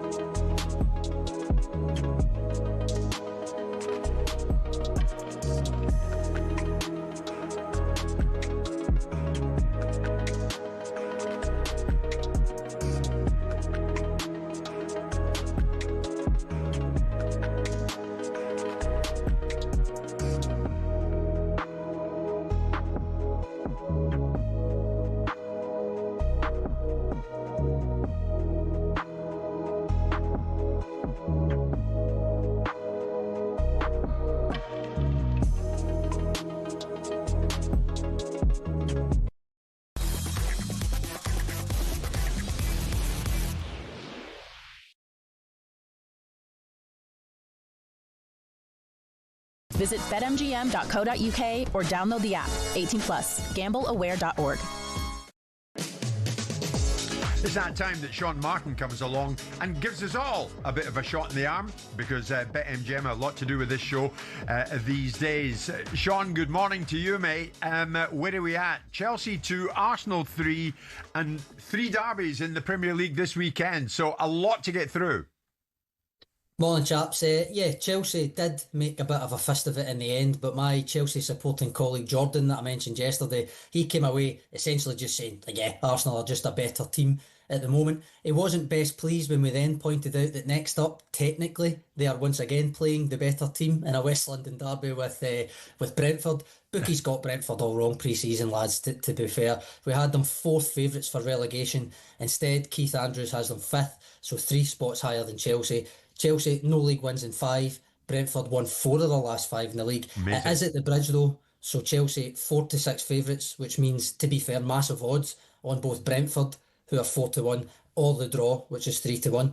Obviously, that's not the only derby at the weekend, as you say. There's 3 of them. Another London one with West Ham going to Spurs. Big one for both of those, given West Ham's league position and Tottenham's general form. Spurs 7-10 favourites for that, and like the other London derby, it's 3-1 for a draw, and then just under 4s for a West Ham win.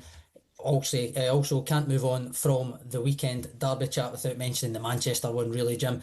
Again, it's around about the 3-1 mark for a draw. In that, United 13-5 underdogs in Michael Carrick's first game back in caretaker charge, even though it's at home, with City odds on at 23-25. Loads of injuries, quite a few draws lately too from Manchester City, but you've got to say justified favourites at Old Trafford, wouldn't you say, lads?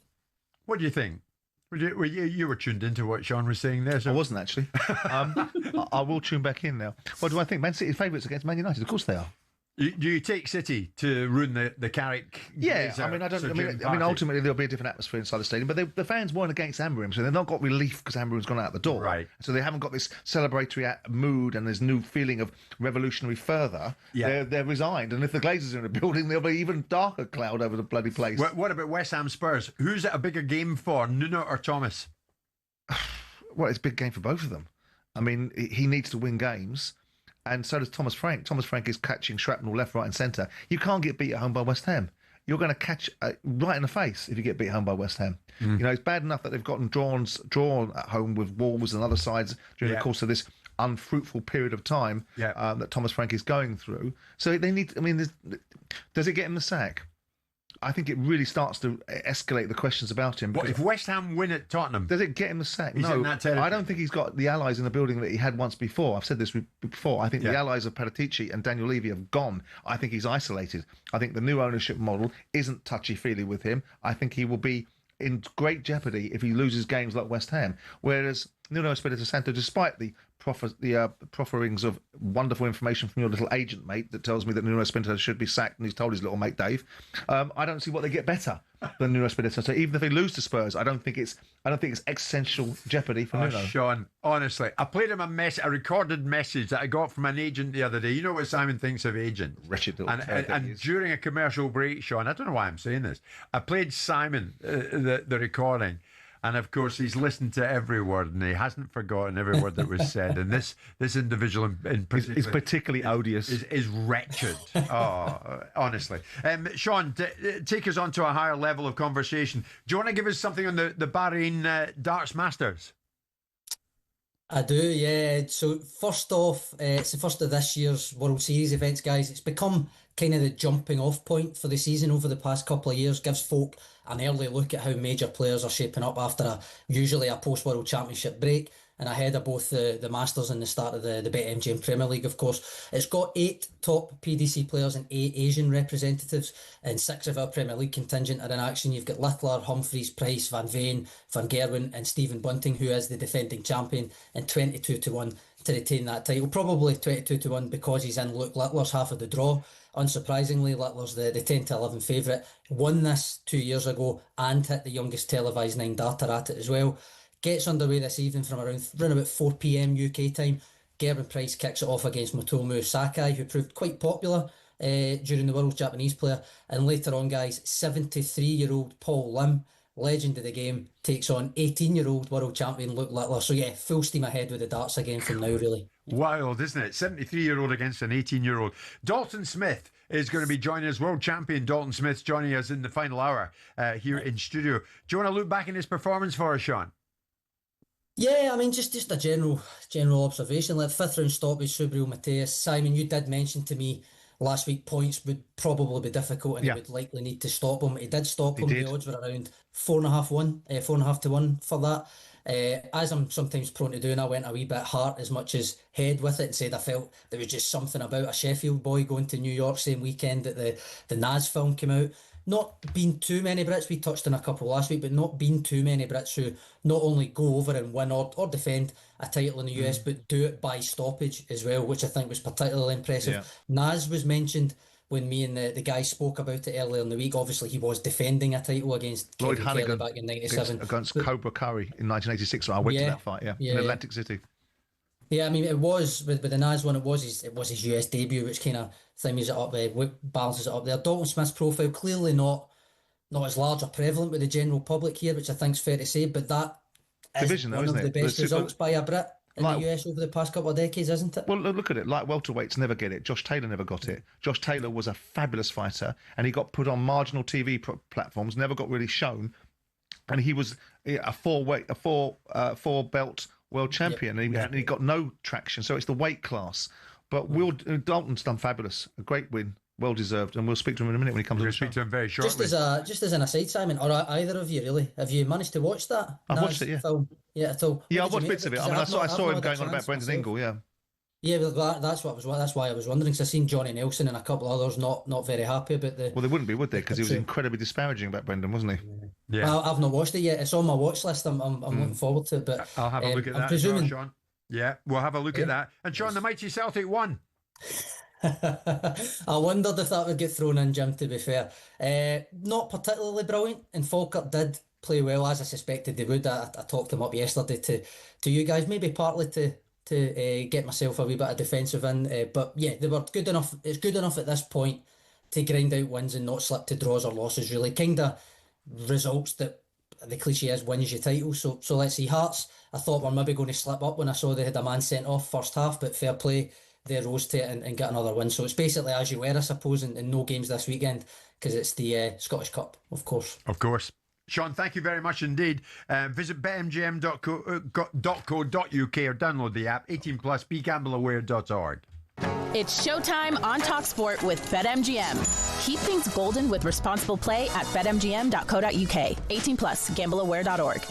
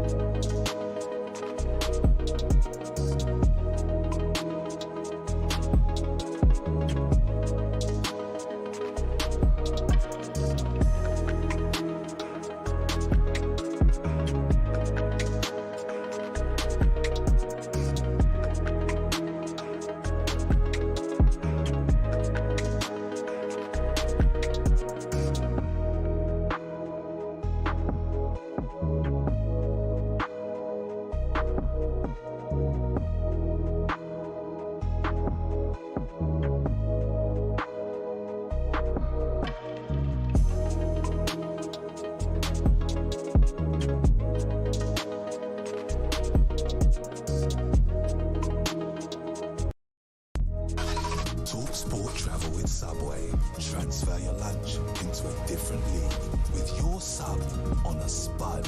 Everything we put on your sub on a spud. Result.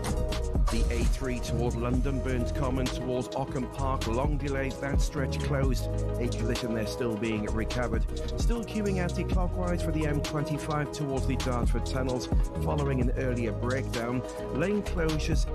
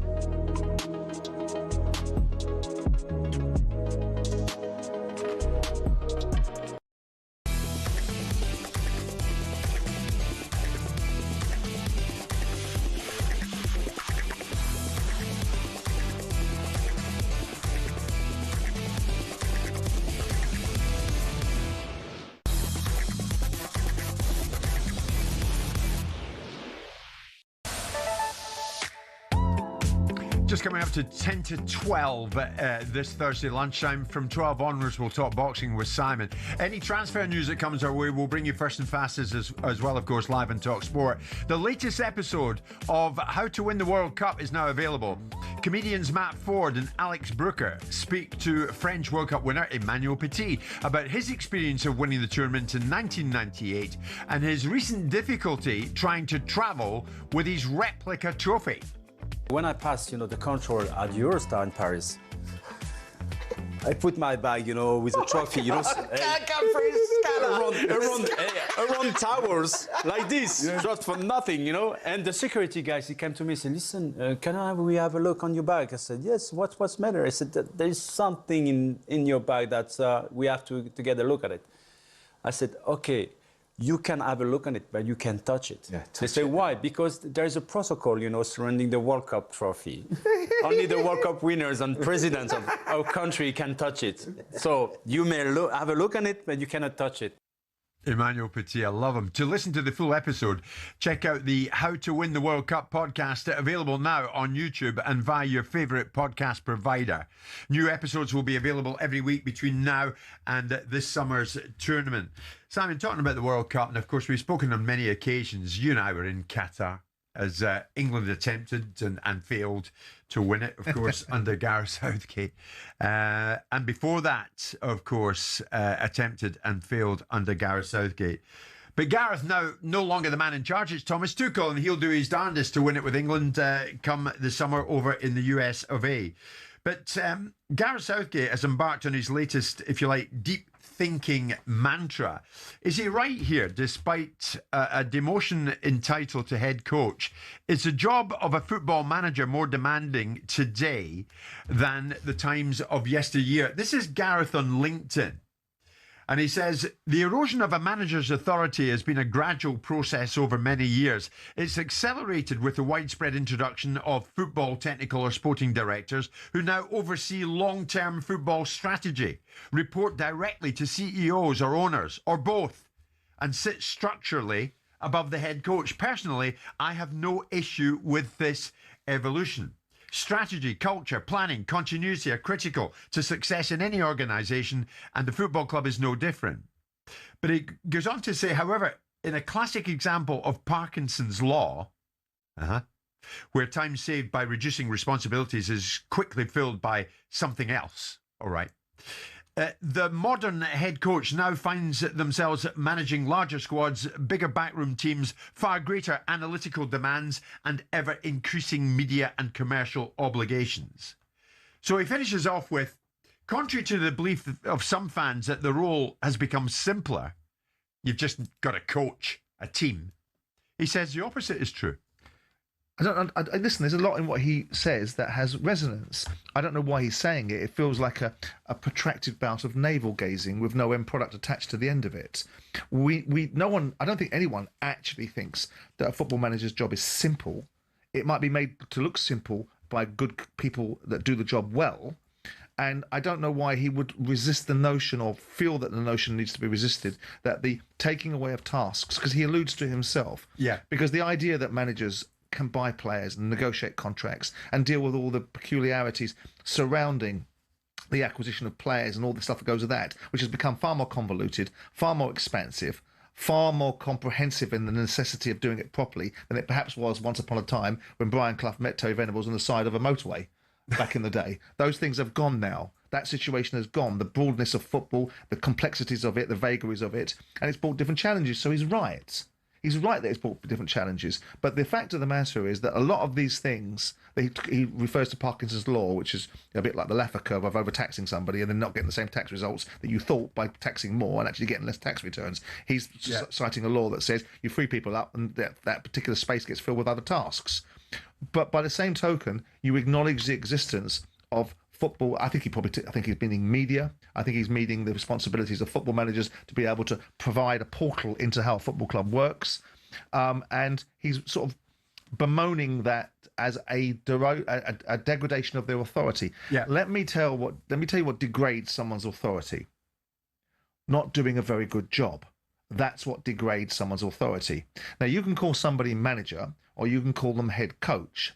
And if they're capable of doing their job, it really doesn't matter.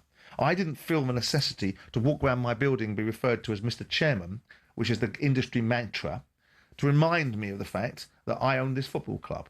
I wasn't called Mr. Managing Director in my commercial world, so I didn't need to be called Mr. Chairman in my footballing journey. But that's the industry and that's the parlance that's used. You are either an effective operator, you command and demand respect, or you're not. A manager, what is a manager? I mean, we could talk about managers. How many middle managers have we got in this bleeding place? Management isn't about senior management. What are you talking about? I mean, the bottom line is a title is only as good as the person that wields it. Yeah. And so with due respect to what Gareth is saying, whilst I take on board his points about a manager's job is far more comprehensive, the support mechanisms behind a manager to facilitate his primary outcome. His primary outcome is to produce a football team. Right. His primary outcome is to be in a position to be able to achieve the core product's sole responsibility, which is to be effective on the football field. And all the other facets are there to facilitate solutions for him, besides wiping his backside. Understood. So where do you go then when Gareth finishes with, you may have noticed that my current LinkedIn title reads leader, manager, coach, in that order. Yeah. That's entirely intentional. It reflects the hierarchy of skills I believe were required to run the England team effectively. Yeah. Now, coaching is third of three. Leader, manager, coach. He's not coaching, is he? And let's be honest about it. What he knows about day-to-day football management, you can probably write on the back of a postage stamp because he's not done it. That's harsh. Well, he hasn't done it, and when he did do it, he got fired. So his experience of day-to-day football management... He was Middlesbrough manager. And where did it take them? Out of the Premier League into the mid-table of the Championship. And that got him a job as an England manager.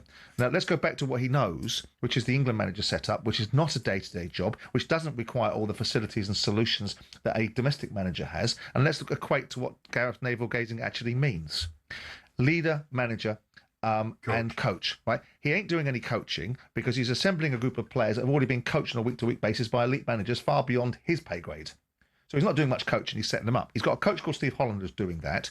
His leadership role, he abdicated responsibility most of the time when it came to leadership. He led in certain examples when we can virtue signal our way through things. When it came to making big leadership, bold decisions in the middle of games that changed the outcomes, he didn't do any of that. What he did do is he managed the media and he managed a group of players back into a situation where everybody was harmonious. There was no issues around people sitting at the same table because that was a terrible thing in the past. The Liverpool players couldn't sit at the same table as Man United players. So we managed that one through. And he managed the expectations of the media and turned it into a nice little environment where everyone was happy with one another. And at the end of it, we still won bugger all. So with due respect to his little navel-gazing, whilst I respect the intellectual acumen behind it, I think it's a load of old fanny. Gareth, if you're listening, I do apologise. At the end of the day, it gets dark. What he is saying, I think a lot of people will lock into. That it is totally different these days. Who will look into it? It's nonsense. When it comes down to the modern day international manager. Is what? Has got to do a whole bunch of different things. No, he's got a part-time job. Apart from just win football matches. No. The modern-day international manager has got a part-time job. It is not a full-time job in comparison with what the domestic managers do, right? He gets to manage a team for about 8 games a year. He gets them together for about 12 training sessions a year. Do not compare an international manager's requirements to that of a domestic manager. So he's not speaking about things that are relevant to his level of experience. I'm not suggesting he doesn't have a point in some of the things he says. I'm not suggesting that ultimately there isn't an issue around the way people perceive the management job of a football manager. But let's be clear.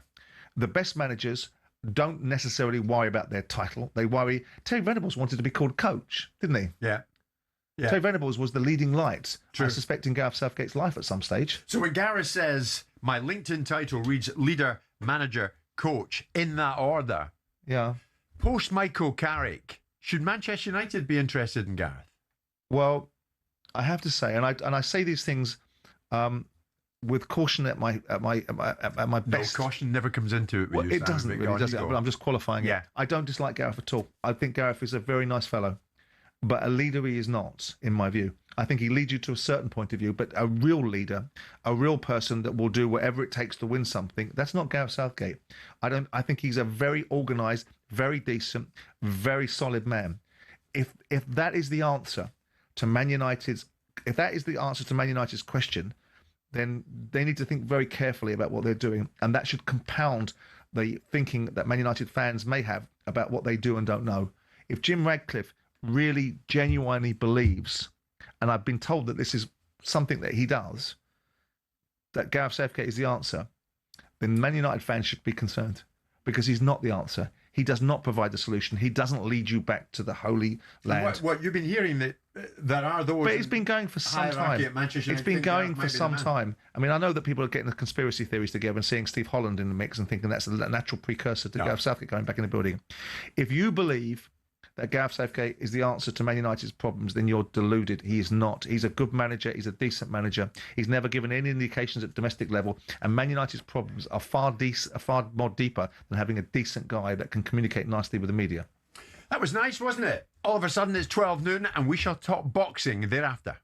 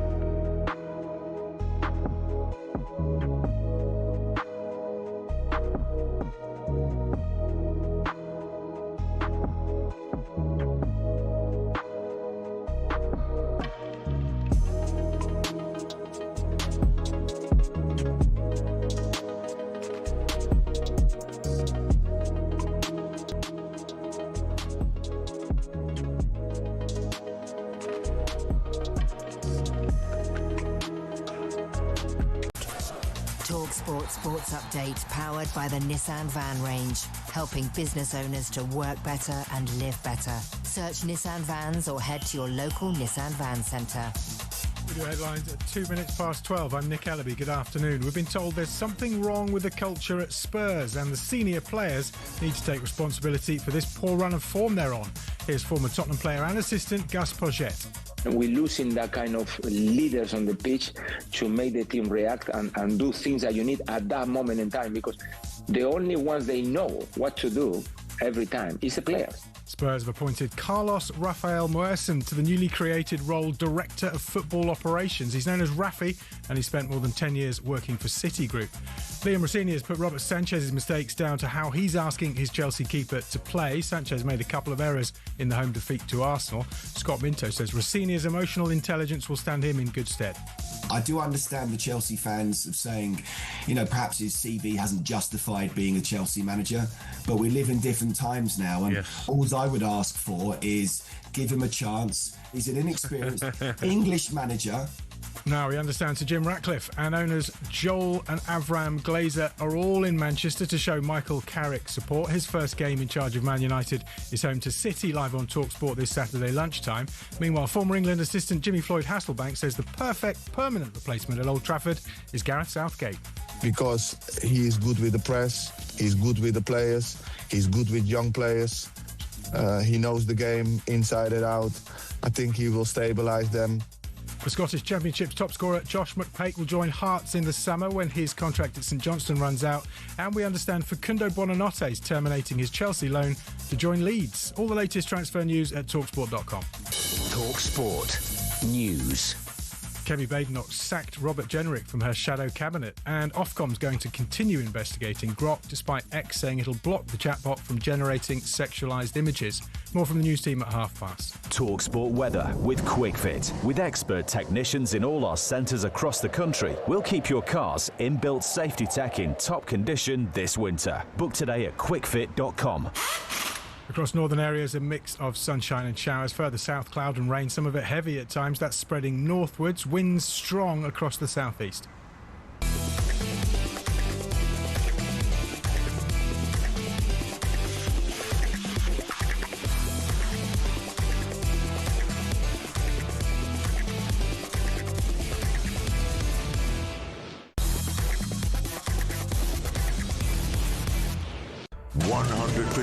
Engagement. Jim White and Simon Jordan on talkSPORT.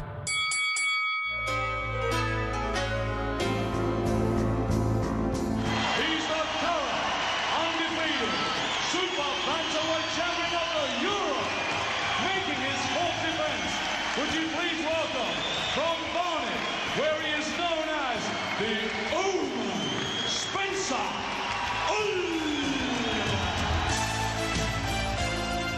It's that time, isn't it? In his struts, Spencer Oliver is in town and is in studio on the 17th floor of the news building here at London Bridge. Spencer, good afternoon to you. How are we? Good afternoon, Jim. Good afternoon, Simon. It is always good to see you. Simon, would you like to respond to Spencer, who's wishing you good It's always afternoon? nice to see Spence. That's lovely. That'll do fine. Many people tuning in for another round of boxing, if you like, another hour-long boxing chat. And of course, the great and the good in the world of boxing are going to be joining us. Not least, Britain's new world champion Dalton Smith is going to be joining us very shortly. Spencer, we'll get to that. In the meantime, Simon, you've mentioned this more than a few times actually in the course of us talking boxing. But Martin Turner, my old chum at Sky, was the F1 director, but listens on a regular basis to this show. Simon is absolutely right when he mentions Hunnigan destroying Don Curry, who at the time was considered the pound for pound greatest boxer in 1986, one of the best ever UK fighters' performance in the United States. Of that there is no doubt. I watch it on a regular basis. Ask Simon why it's such a standout for him. Because I was young and I had a choice between two fights. I could have gone to see Barry McGuigan versus Steve Cruz or Lloyd Hunnigan versus Donald Curry. And I was 18 years of age and I'd elected to go and see Lloyd Hunnigan versus Donald Curry. And I got it right because obviously that Barry was dehydrated and lost in the car park in Las Vegas. Yeah. And Lloyd Hunnigan created boxing history by doing something that no one imagined that he could possibly do it and absolutely destroyed Donald Curry. That's the reasons why. Biggest upset. And I like Lloyd. Biggest upset on foreign soil, without a doubt. That was a huge upset. Donald Curry at the time was pound for pound #1 and outstanding fighter. And yeah, he ripped up the script. Lloyd Hunnigan that was a great victory.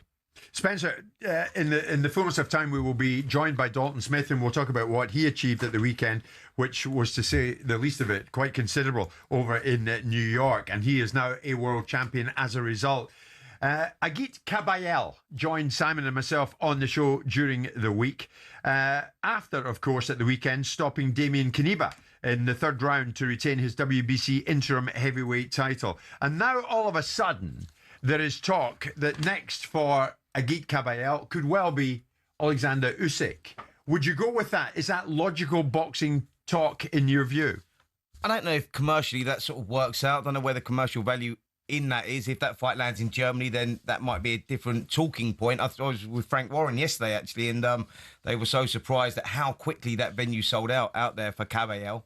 I think there was 12,000 tickets sold in 2 days. They said they could have doubled, trebled the size of the venue. So he's a huge hit out there. So, yeah, that fight could possibly happen. And if anyone deserves it, it is Caballero. You know, you look at his record and the victories over Kiba last time and Zhele Zhang, Frank Sanchez, Makhmudov, the most feared heavyweight at that time. He took him out in 4 or 5 rounds. So, yeah, this guy deserves it. He deserves the opportunity. He's worked hard to get there. And if Alexander Usyk wants to clear up this modern era and, you know, this legacy-defining fight would be with Caballero. Simon, I'll get you in a second. Frank Warren joined Simon and myself yesterday. Of course, he promotes Caballero, and we put it to him. Your man against Usyk. We'd love to make it, and we've had discussions, and we'll see what happens. At the end of the day, it's all going to be down to Usyk, and there are a lot of Ukrainians in Germany, so it'd be a massive sellout. I mean, we sold that show out. Ajik sold that show out in, I think it was less than a day. And the atmosphere was unbelievable. My son George, who was there, I couldn't go. I wasn't there because I'm still struggling with this bloody virus I've got. But my son George said it's the best atmosphere he's ever experienced at an event, as did a lot of people, experienced people who were out there, TV people from Queensbury. It was just an amazing atmosphere, and we know it'll go from strength to strength. But whatever happens, Ajit will fight again, probably in May or June. It'll be in a soccer stadium there. And I hope in the opposite corner will be Mr. Usyk. That was Frank Warren with Simon and myself yesterday. Simon, I know you like Caballero a lot, but Spencer, did you or did you not rate Caballero's performance all that highly? I'm not sure you did. Look, when you look at Caballero when he beat Zhele Zhang, Frank Sanchez, Makhmudov, you look at that and the way that he systematically wore them down, broke them down, body shots, and there was a lot of boxing IQ and ringcraft around those performances. Got dropped though by Zhele Zhang. Yeah, he did. But Zhele Zhang very heavy, recovered and showed a lot of character there. But in this performance, I think that the homecoming, the crowd got to him. He was a little bit reckless in his approach, and he nearly paid the price. By the way, he got cut back quite badly in the first round. He was taking silly shots against a tall guy with a long lead and a good backhand as well. But he turned it around. He showed that he's got that grit, that determination. He turned it around and he eventually stopped his opponent, albeit I think it was a little early, a little premature. But I think the writing He thought that as well. He did say that himself as well. Absolutely. The writing was on the wall. He started getting into some sort of rhythm, but he's got a lot to learn from that. He's got a lot to take from that, because if the Alexander Usyk fight does get made, and it is in his hometown, and it is in Germany, the crowd are going to go absolutely wild. And now he's got to learn to control his emotions, because the emotions play a huge part on the performance. Caballero told us, Spence, that if Usyk doesn't happen, then he would be game for any of the Brits who'd be in the mix, including Fabio Wardley, including Daniel Dubois. All the belts is here. All the belts is here. Yep. Please give me the chance for the big belt. But when Usyk is busy, when he fight with Deontay Wilder, why not? I can fight with the UK guys. Give me Fabio Wardley or Daniel Dubois. I'm ready. He's ready. Simon, in your view, Caballero, should he go in with Dubois? How dangerous would that be for Daniel? Well, it's interesting because we had Don Charles in the studio the other day. We were talking to Don, and Don was very upfront about the opportunities for Daniel Dubois. And he said, Fabio Wardley, easy work for Daniel Dubois. Talked about Daniel Dubois and some of the challenges that he's been through, that we, myself and Spencer and Paul Smith spoke to him about it. When I threw Caballero at him, well, let's say, okay, what about Caballero? There was a pause and a silence. So, yes, he'd beat Caballero, but that was Don towing the line in terms of his performer charge. So that would be a great fight.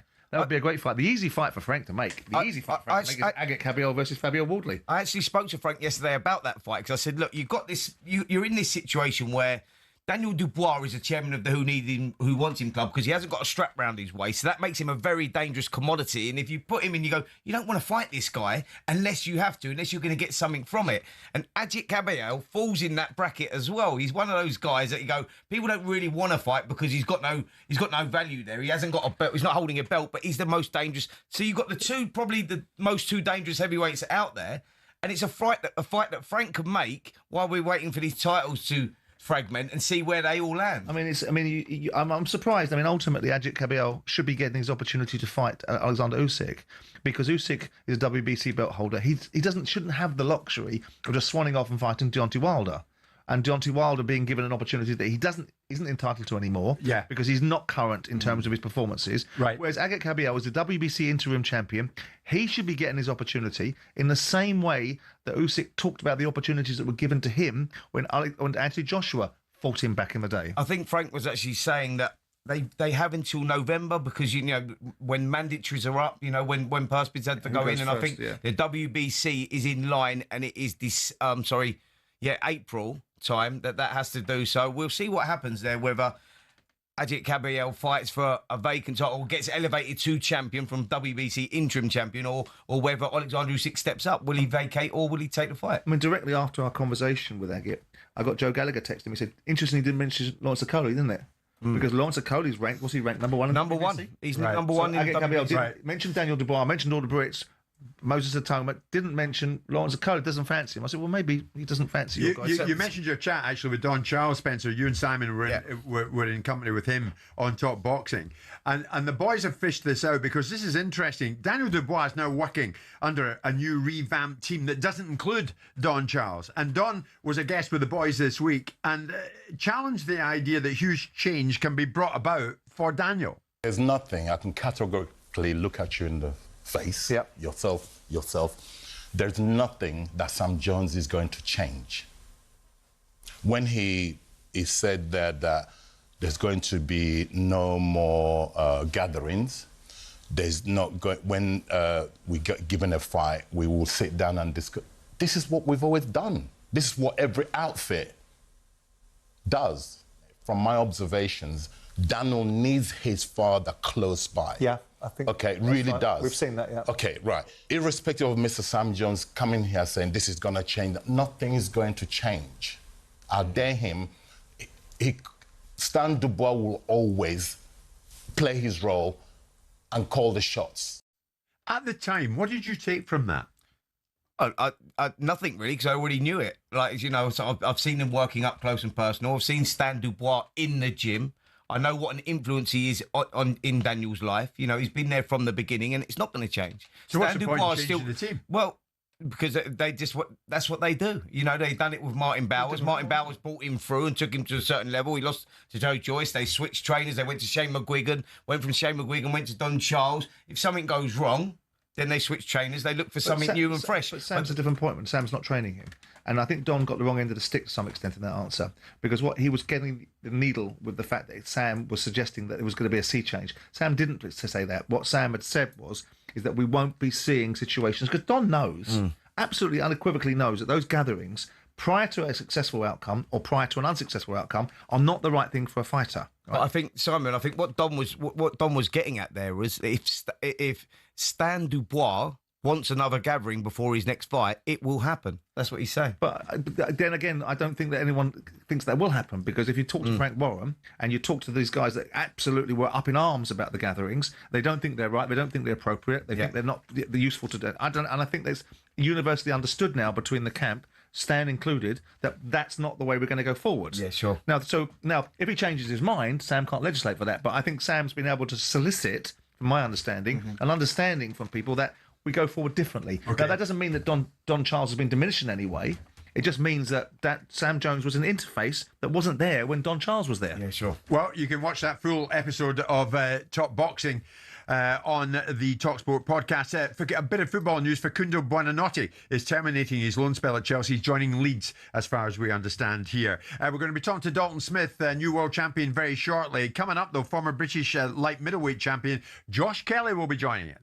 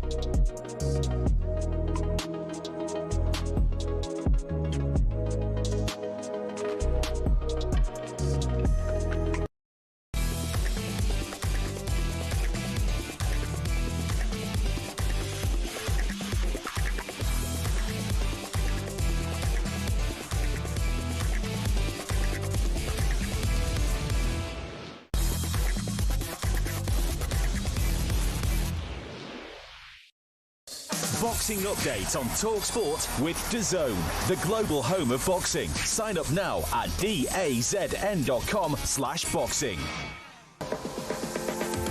So this Friday, watch Alexis Roca versus Raul Curiel. The first clash ended in a draw. Now two elite welterweights run it back in a high-stakes rematch for bigger fights in 2026. Watch this Friday only on DAZN. Don't miss DAZN's packed schedule. Fights every week, including the blockbuster Ring 6, Teofimo Lopez versus Shakur Stevenson, January the 31st, Madison Square Garden. And kicking off February with Nick Ball against Brandon Figueroa on February the 7th. The big fights just keep on coming, do they not? And here's another. The last day of this month, January the 31st, in the northeast of England, in Newcastle, Josh Kelly will look to become world champion in a headline bout against the IBF Super Welterweight title holder, the Russian. Here I go. Kelly Akram Murtazaliev. But this guy can fight, as far as I gather. But so can Josh. And I'm delighted to say Josh joins us live on the show this lunchtime. Josh, good afternoon. How have the preparations been going? Good, Jim. Thank you, mate. Everything's spot on. Everything is absolutely spot on. Yeah, Josh, you've been waiting for this opportunity for a while now. Since that loss to David Avanesian down at welterweight, you went up to super welter. And I think it's fair to say we've seen the best of you, mate. 7 wins on the spin, and you get yourself into a great opportunity here. But this is a formidable champion, a very heavy-handed champion, and a tough guy to beat, coming off a good win over Tim Zhu last time out, third round knockout, who's a quality fighter himself. You know, your back's against the wall here. Well, to be honest, all the pressure's on him. He's coming over to me. He's the world champion. I don't feel as though there's any pressure on me, and I feel like I'm going to go out there and perform. And these styles suit my style. Like, everyone wants to come and try and knock me out and trying to put hands on. So the faster he comes, the harder he tries to punch, the more he becomes more predictable, and the more it sets into my sort of rhythm and timing and stuff like that. But I believe Tim Zhu's a good fighter, but I don't believe he hasn't got the skill set I've got in terms of movement, skill, ability, and IQ in the ring when I'm on form. When I'm really on form. Well, I think that's the secret, isn't it? Like you say, it's the ring IQ here, because you can't sit still for a second with this guy. I was watching the Tim Zhu fight, actually, and Zhu's quite an aggressive fighter himself. And, and he was they were both punching at the same time. I think with this guy, you have to keep moving the whole time. And that's the keys to victory here, isn't it? On the move for 12 rounds, because you can't stand still. It depends, Spencer. It depends. We'll soon see.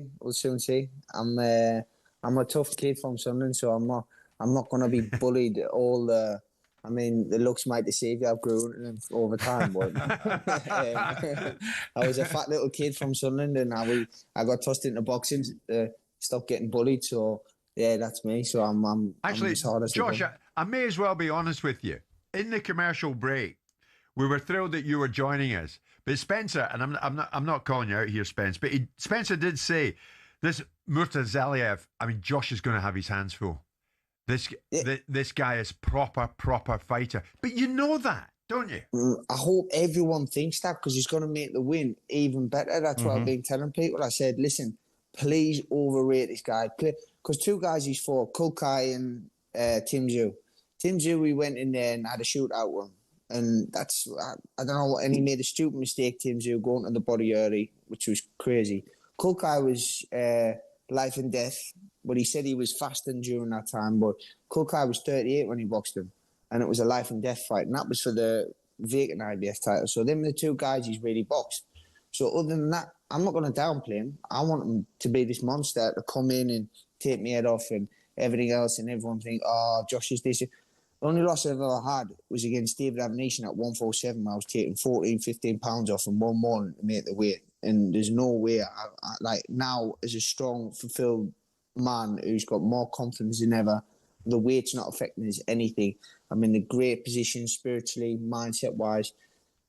I don't see why I can't go out there and put the performance on and just stand him on his head, but we'll all see on January 31st. That's the beautiful thing about it. I hope so, Josh. I hope so. I hope it does, Spencer. We all do. Absolutely. Listen, when you get these opportunities, you have to go in against the champions, and you're always there as the underdog. That's the way that the game works, and it's about feeding off that pressure, turning that into a positive energy Josh sounds like he's got that. I mean, a question I wanted to ask you as well, Josh. Home arena, Newcastle Arena, for you again. How important is that, getting that fight to land there? Because at times when it is tough and you've got to get down to the trenches, that home advantage can help sometimes. I mean, it's half at home. I'm from Sunderland myself, but yeah, the lads. It's closer than where he's from, mate. Trust me. Yeah, 100%. So all the lads from the northeast are going to be there, and it just feels special when I go out there. It feels special. It feels like I've got this little bit of extra something there, some energy, and a feeling, and do you know what it is? Just I'm trusting wholeheartedly in the journey and the process and what God's got planned for us. And I believe this is the time now that He's put me here for a big reason. So come on, Simon, this would be absolutely. I'm a big fan of Josh Kelly's. I'm obviously Adam Booth trains him. Hopefully, he's doing a better job training you at boxing. He's doing with the paddle side of things, because I've heard about your paddle game, Josh. I've been hearing about your paddle game. Has Adam detailed a significant game plan? I'm not expecting you to tell me what it is, but a significant game plan for this fight. There's 3 or 4 different ways we can do the fight. Obviously, I'm not gonna come in here and explain anything. But like you said, Simon, he does go into depth and he does like to work things out. So there's a few different ways we can go about it. But at the end of the day, if you put me on my best against him and his best, and my attributes against his attributes, I think the only attribute he's got, a couple of attributes he's got that's better than mine, is probably his length of his shots and his power, how hard he hits and how strong he is. But other than that, I feel as though I tick every other box. Have you got the power, Josh? Because that was a question I asked Spence about Dalton Smith going into the Mateus fight. Does he have the power to deal with Mateus? And he fought him fire for fire. And you sort of bristled at the notion that Spencer was alluding to, which is you got to keep out of range. And Dalton Smith didn't. He fought Sabril Mateus' fight and beat him at his own game. Do you think you've got the power to concentrate his mind? I think I've got the speed, which people don't see coming. When you've got that speed, what people don't see coming, that equals power automatically. Yeah. It's like standing there and getting hit from the side on the slide when it wobbles you. You think, where's that come from? While if you take for example all the journeymen in the boxing, they normally don't get stopped because these young kids are coming and they're loading up and they're hitting them with everything and they see everything coming. The shot what you take people out with is a shot they don't see coming, and that's where a lot of my shots land from. Yeah, Josh, I come down the gym, didn't I, not so long ago actually, to do some stuff with you and David Adelaide, and I've got to tell you, mate, my left arm has never been the same. It's still not right. Like I can't lift weights because I've done. Yeah, it was the left hook. He was working on this. Adam was saying to me, feel his left hook, but put the small pads on, Spence. Put the small pads. I'd done it. And because I was there and I was surrounded by boxers, a little bit ego there, and he's whacking this with a left hook. And my arm's like, it's still not recovered, mate. It's still... So the answer to that question to Simon is, yes, he has got the power. I think that you've got one punch power, mate. You could take him out at any given chance, for sure. Yeah, just I choose to box at times, but my ego needs repairing as well on this paddle court. So Simon, if you want a game, get down there with Adam because we're getting beat at the moment. But Adam's useless, Josh. He says you're a feeding talent. I've heard.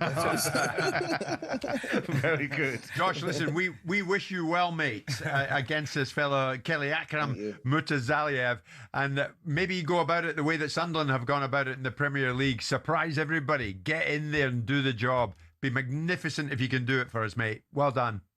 Thank you, guys. Yeah, best of luck, Josh. Good luck, Josh. Cheers. Thank you. Well, from one talent to another, Josh Kelly comes and goes, but on the way, and he's on the way in here, as far as I gather, the new world champion that we have in Britain's Dalton Smith. He's going to be with us after the 12:30 break.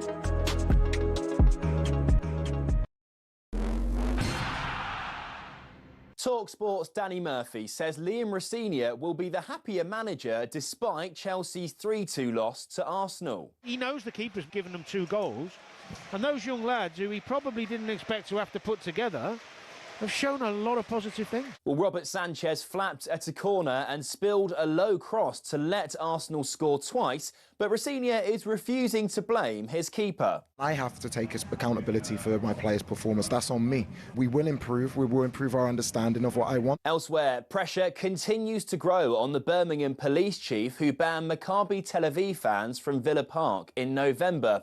Senior Government Minister Wes Streeting says he'd be horrified if Craig Guilford is still in post at the end of today. The fact he hasn't, I really think, is a stain on his character that if he doesn't act quickly, he won't be able to remove. Well, Guilford said the ban wasn't political, but reports found the risk posed by Israeli supporters had been exaggerated. On to rugby now, and Finn Smith's in a race to be fit for the start of the Six Nations. The England fly half is waiting on scan results assessing his calf injury. And not great preparation for the upcoming Australia Open. Emma Raducanu is lost to world number 204, Taylor Preston. That was in quarter-finals of the Hobart International.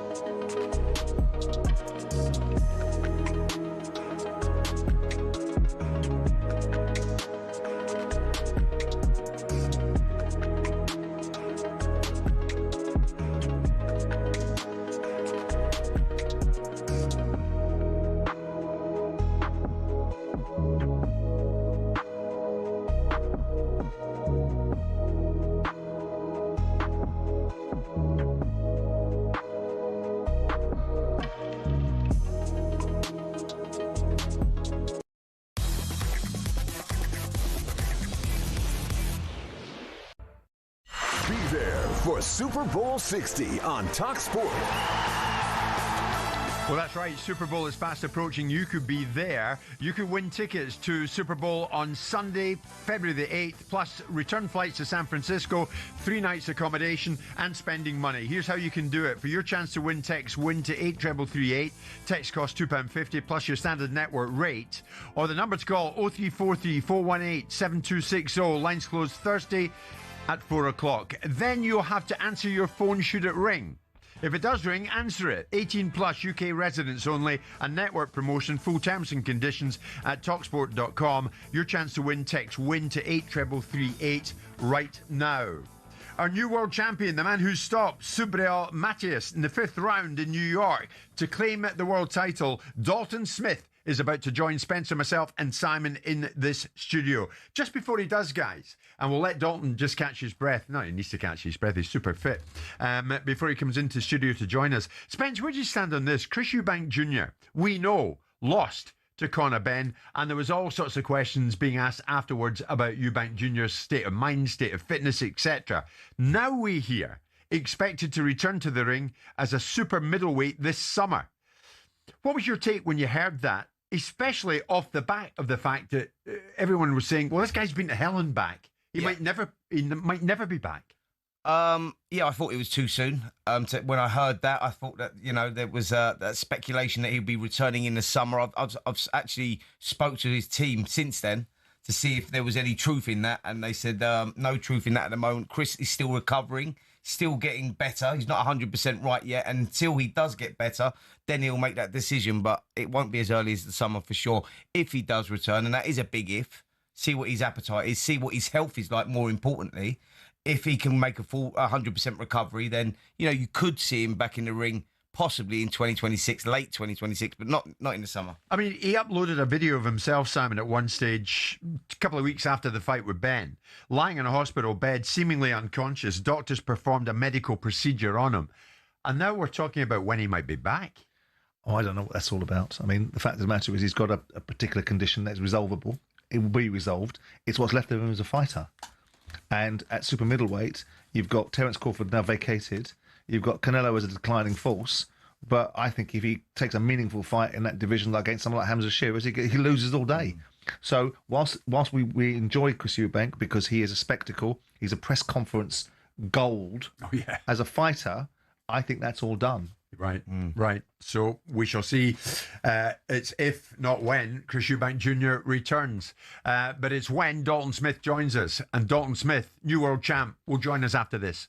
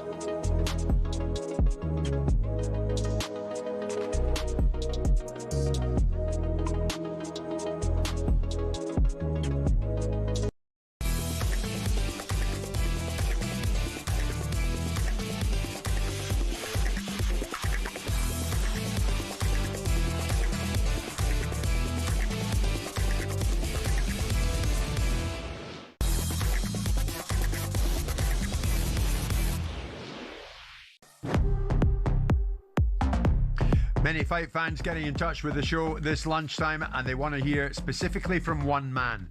And that man has just joined us. Fresh from his weekend win on US soil, the new WBC super lightweight world champion, Dalton Smith joins us live in studio. How about that, Spencer? Let's do it. What a performance. What a performance. To spontaneous applause. Dalton, I mean, there it is, the spoils of victory. If you're watching on YouTube, Dalton, lift that belt up for me, would you? To one of those cameras over there.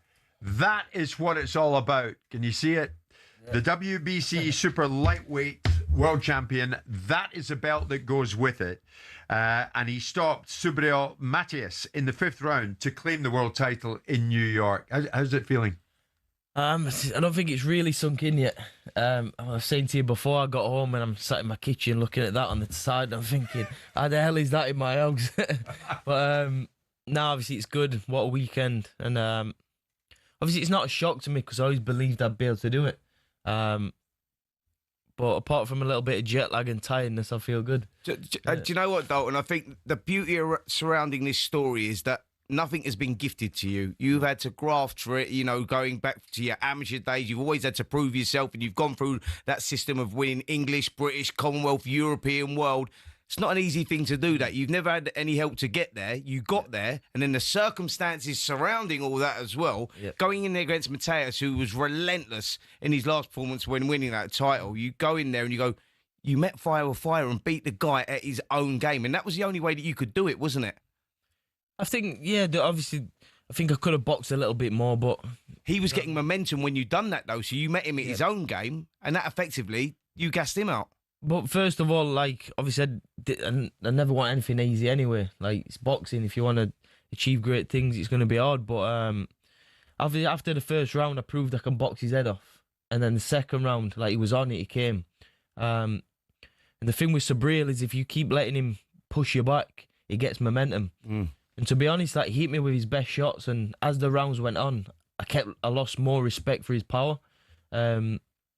I mean, as entertaining as it was for everyone else, I was losing respect, and I knew every time he threw, I had an answer for, and I was hurting him. And as the rounds went on, I felt him getting weaker, and he was getting tired, and I thought, your nickname is No Mastias, and I'm going to do what you said you was going to do to me, so...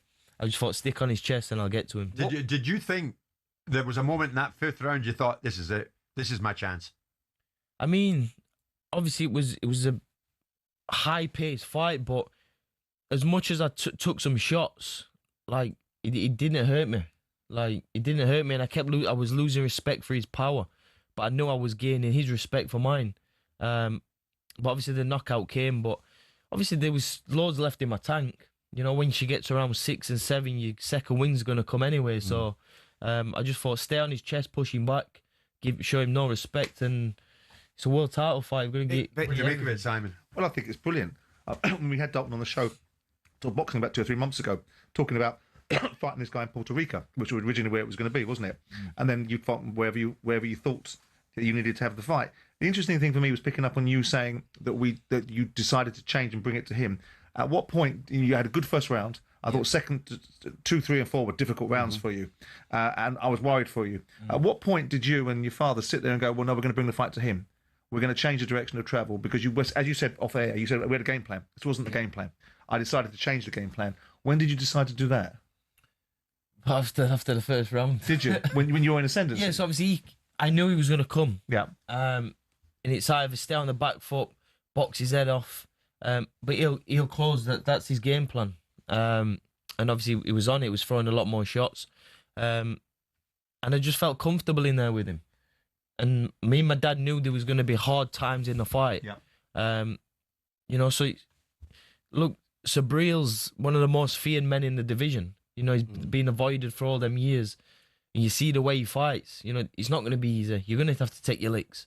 But I answered every question what was asked before. He's a difficult guy to read, though, and I think that the point that Simon was asking there when he says, like, you know, at what point did you recognise that you had him, is because you fight certain fighters and, you know, he's from that part of the world where the facial expression doesn't change whether you hurt them or you don't hurt them. Yeah. And you go, but as a fighter, when you're in there, you hit him with a couple of shots and you hear a little... Or you'll hear something, you go, I got him. He's ready. I hurt him the first round with there's a turning point in there where you know, you go, I got this kid. I remember throwing a slip uppercut in the first round, and I seen his legs dip a little bit. But with Sabril, he shows no emotion. No. But I knew I'd hurt him, so I got the confidence from that. What was interesting for me to hear from him was that because we felt, and let's be honest about what we felt that getting him out there in the 5th round was a necessity for Dalton, because we felt that the 2, 3 and 4, talking to Paul, you and Paul, that taking him out in the 5th round was not fortuitous, but was the right thing for Dalton to have done, and the opportunity was there, because potentially going later on the fight, it might have become more troublesome. You're saying that actually, no, his power didn't worry me, and I had plenty more left in the tank. Honestly, I would have gone. I was there for 12 rounds. Believe me, like the engine wasn't dipping. I think it was like when you it was the game plan. I was looking at it and I'm going. So we were having this conversation on the show, and I'm looking at it, and you go after round 2, round 3, round 4. I go, now we know Mateus, we know the way that he fights, and I go, this kid just gets stronger, stronger. The engine's going. Dalton's moving. I go, you have to meet him a fighter here. You got to beat him at his own game here, because otherwise the momentum's going to get too much. Yeah. And you've done that, and it. I've got to be honest, mate. I'm totally surprised by it, because like when you took him out there, like I don't think anyone could have predicted that. Anyone foresee that, you know, because he's never been stopped before. He's never been on the floor before. He's a tough kid. He's been big punches, and you just went out there and ripped up the script. It was a surprise to everyone, and quality performance. The thing as well, it's obviously everything was against us in the build-up. You know, going overseas, his promotion. Even simple things to the flights, you know, they booked us direct flights. You know, we had a connecting flight, we didn't have no direct flights and stuff. And in the old build-up, I thought, no one's respecting my power. They just think I'm going to get in there and just try and outbox him, and no one respected my power. So I know my powers were level, and I was able to prove it. What about your dad, Grant Smith, who's also your coach? Yep. The dynamic of that, how does it work for you? Obviously well. Obviously well. It's a weird... obviously, it's not a typical father-son relationship, but, you know, I was fortunate enough to have a sit-down with Joe Calzaghe before the build-up to the fight, and that was a dream come true for me, because I was able to, you know, even off-camera, speak to Joe, and we had similarities, and... I thought, you know, if it's worked for Joe and his dad, and look what they've achieved, I'm in a good place. But of course, me and my dad were very close. But it's weird in the circumstances. We're father, son, but coach and boxer. But yeah, it's very unusual that. Like you had it with Lenny Woodall again, and Richie. Father, son, but boxer and fighter and coach. Yeah. So is it hard to separate? It is hard, but I've just learned over the years. It's either I can have a dad relationship, or my dad can sacrifice that, and we can go on and achieve, and we've got that right there. So that's all I need to ask. That's all I need. What about the celebrations? I hear where you're in an Irish pub. Imagine that, an Irish pub in New York. It was a bang across the road from the Barclays Centre. So yeah, they stayed up until all hours till we were finished. So. It was good. We saw some of that online, mate. Yeah, it looks like you was partying hard into Do you know what? the early hours. Very rare drink. I never drink after a fight, but I walked in there and the Guinness tasted good. The Guinness tasted good in there. I don't want to labour this point, Dalton, but we know about Mateus. Yeah. Was there ever any doubt about going ahead with this following his failed drugs test previously? So the first thoughts, obviously, I found out on Instagram when it came out. So your first thoughts are, the fight's off. You know, he's failed a drug test. And we learned pretty quick boxing has a few swings and roundabouts, and the fight still happened. So, you know, after a day, I was just like back in the gym. My dad was like, this fight's going to happen. Don't take your eye off the ball. So I just blocked everything out, and it did give me more fuel and hunger to go and think, right, basically, fuck you. You know what I mean? Just, I'm going to, like, you've tried putting everything against us and this, but the victory is going to be that much sweeter. Did it not play on the back of your mind, though? You know, when you're talking about, like, I think it was Austrian, wasn't it? The performance-enhancing drug Austrian, and there was traces of it, and I think that the WBC allowed it and put him on probation, which is absolutely absurd because it was under the threshold of whatever it was. And you just go, well, that's what happens when a fighter's washing out of his cycle. So he's clearly, like, if it's in the system, it's in the system. So he's clearly used it. But did that ever play a part in your mind? I couldn't allow it to. Right. You know, the fight was still happening, so it's again you play the cards you dealt, and it's either you run away from it or face it head on. So. You know, I just thought it's all a part of the story, and it's Did it focus your mind on, or you know, you've got to have a degree of resentment towards the opponent, haven't you? Going into a fight, did that centre it even more? Thinking, you know what? Not only am I going to beat you, I'm going to beat you because you're a cheat. Exactly that.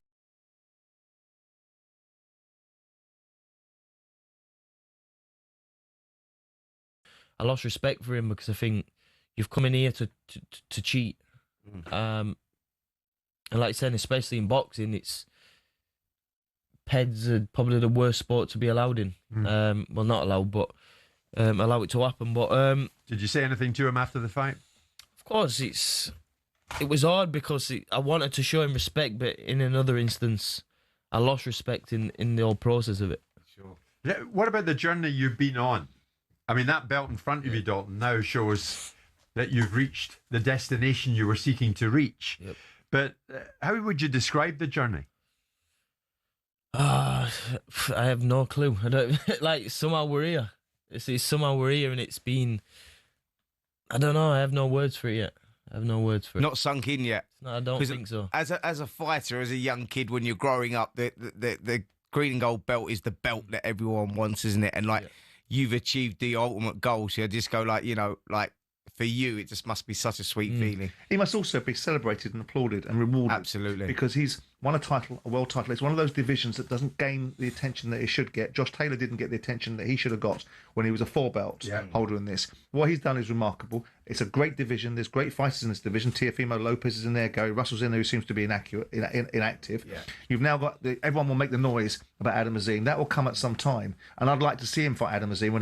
If Adam Azim goes and fights Richardson Hitchens, wins that, I'd love to see a fight between these guys. But right now, what he should be getting is all the recognition, all the plaudits, and all the celebration, because he's a world title holder in a really competitive division. And Dalton, you're a world champion. So do you think you're above a fight with Adam Azim? Of course, and you know, boxing's one of those. You can win no matter what. You can achieve the best thing in the world. You know, become a world champion. Boxing doesn't allow you to enjoy it because it's always who's next, or someone else gets talked about. But it's like, I don't want to put a downer on Adam Azim, but I've earned my stripes, and you know, I deserve those big fights. And the big fight might be you against the winner of Teofimo Lopez, Shakur Stevenson. Exactly that, and I believe I've earned my position to go and get those fights. Go and get a big fight at Hillsborough. You know, I'm in that position now, so you know, I don't want to put a downer on Adam Azim, but of course, go and win your world title. Yeah. I'm supporting you. I want you to go and do And then we'll talk, And then we'll talk. Lopez Stevenson, who wins it? Yep. I think it's a 50-50 fight, but if I have to pick, I'm going Shakur on points. You're going to go to it? Possibly, yeah. More than likely, I'll be there. And how would you feel about fighting either? Without blowing smoke up my arse, I'm a world champion. I'm eligible to be in a ring with any of the champions. It's been a tricky season for Sheffield Wednesday, hasn't it? No, it's been hard to watch and be a part of. Yeah. And I think for every Sheffield Wednesday fan watching and listening this lunchtime, you've done something really positive for them because you're one of them, aren't you? Of course, and to be honest, Saturday night, there was a big bunch of Wednesdayites there. And like you said, I feel honoured for them to straight after Christmas to pay all that money to come to New York and make a special night like we did, because, you know, they was loud. It was really loud. So I feel like it is my duty to give something back to the club. And, you know, I think good things are coming. You know, the future's looking bright for the club. But I'll be there Saturday, you know, to get there to see everyone. And, you know, we've just got to look at a bright future for the club. Great way to finish today's show, Dalton. I think Spencer, myself, Simon, are delighted that you've managed to come and join us in the show. So, WBC Super Lightweight World Champion, Dalton Smith, thank you very much indeed. Thank you, I appreciate it. Brilliant. Magnificent. What more can be said? It's 1 o'clock.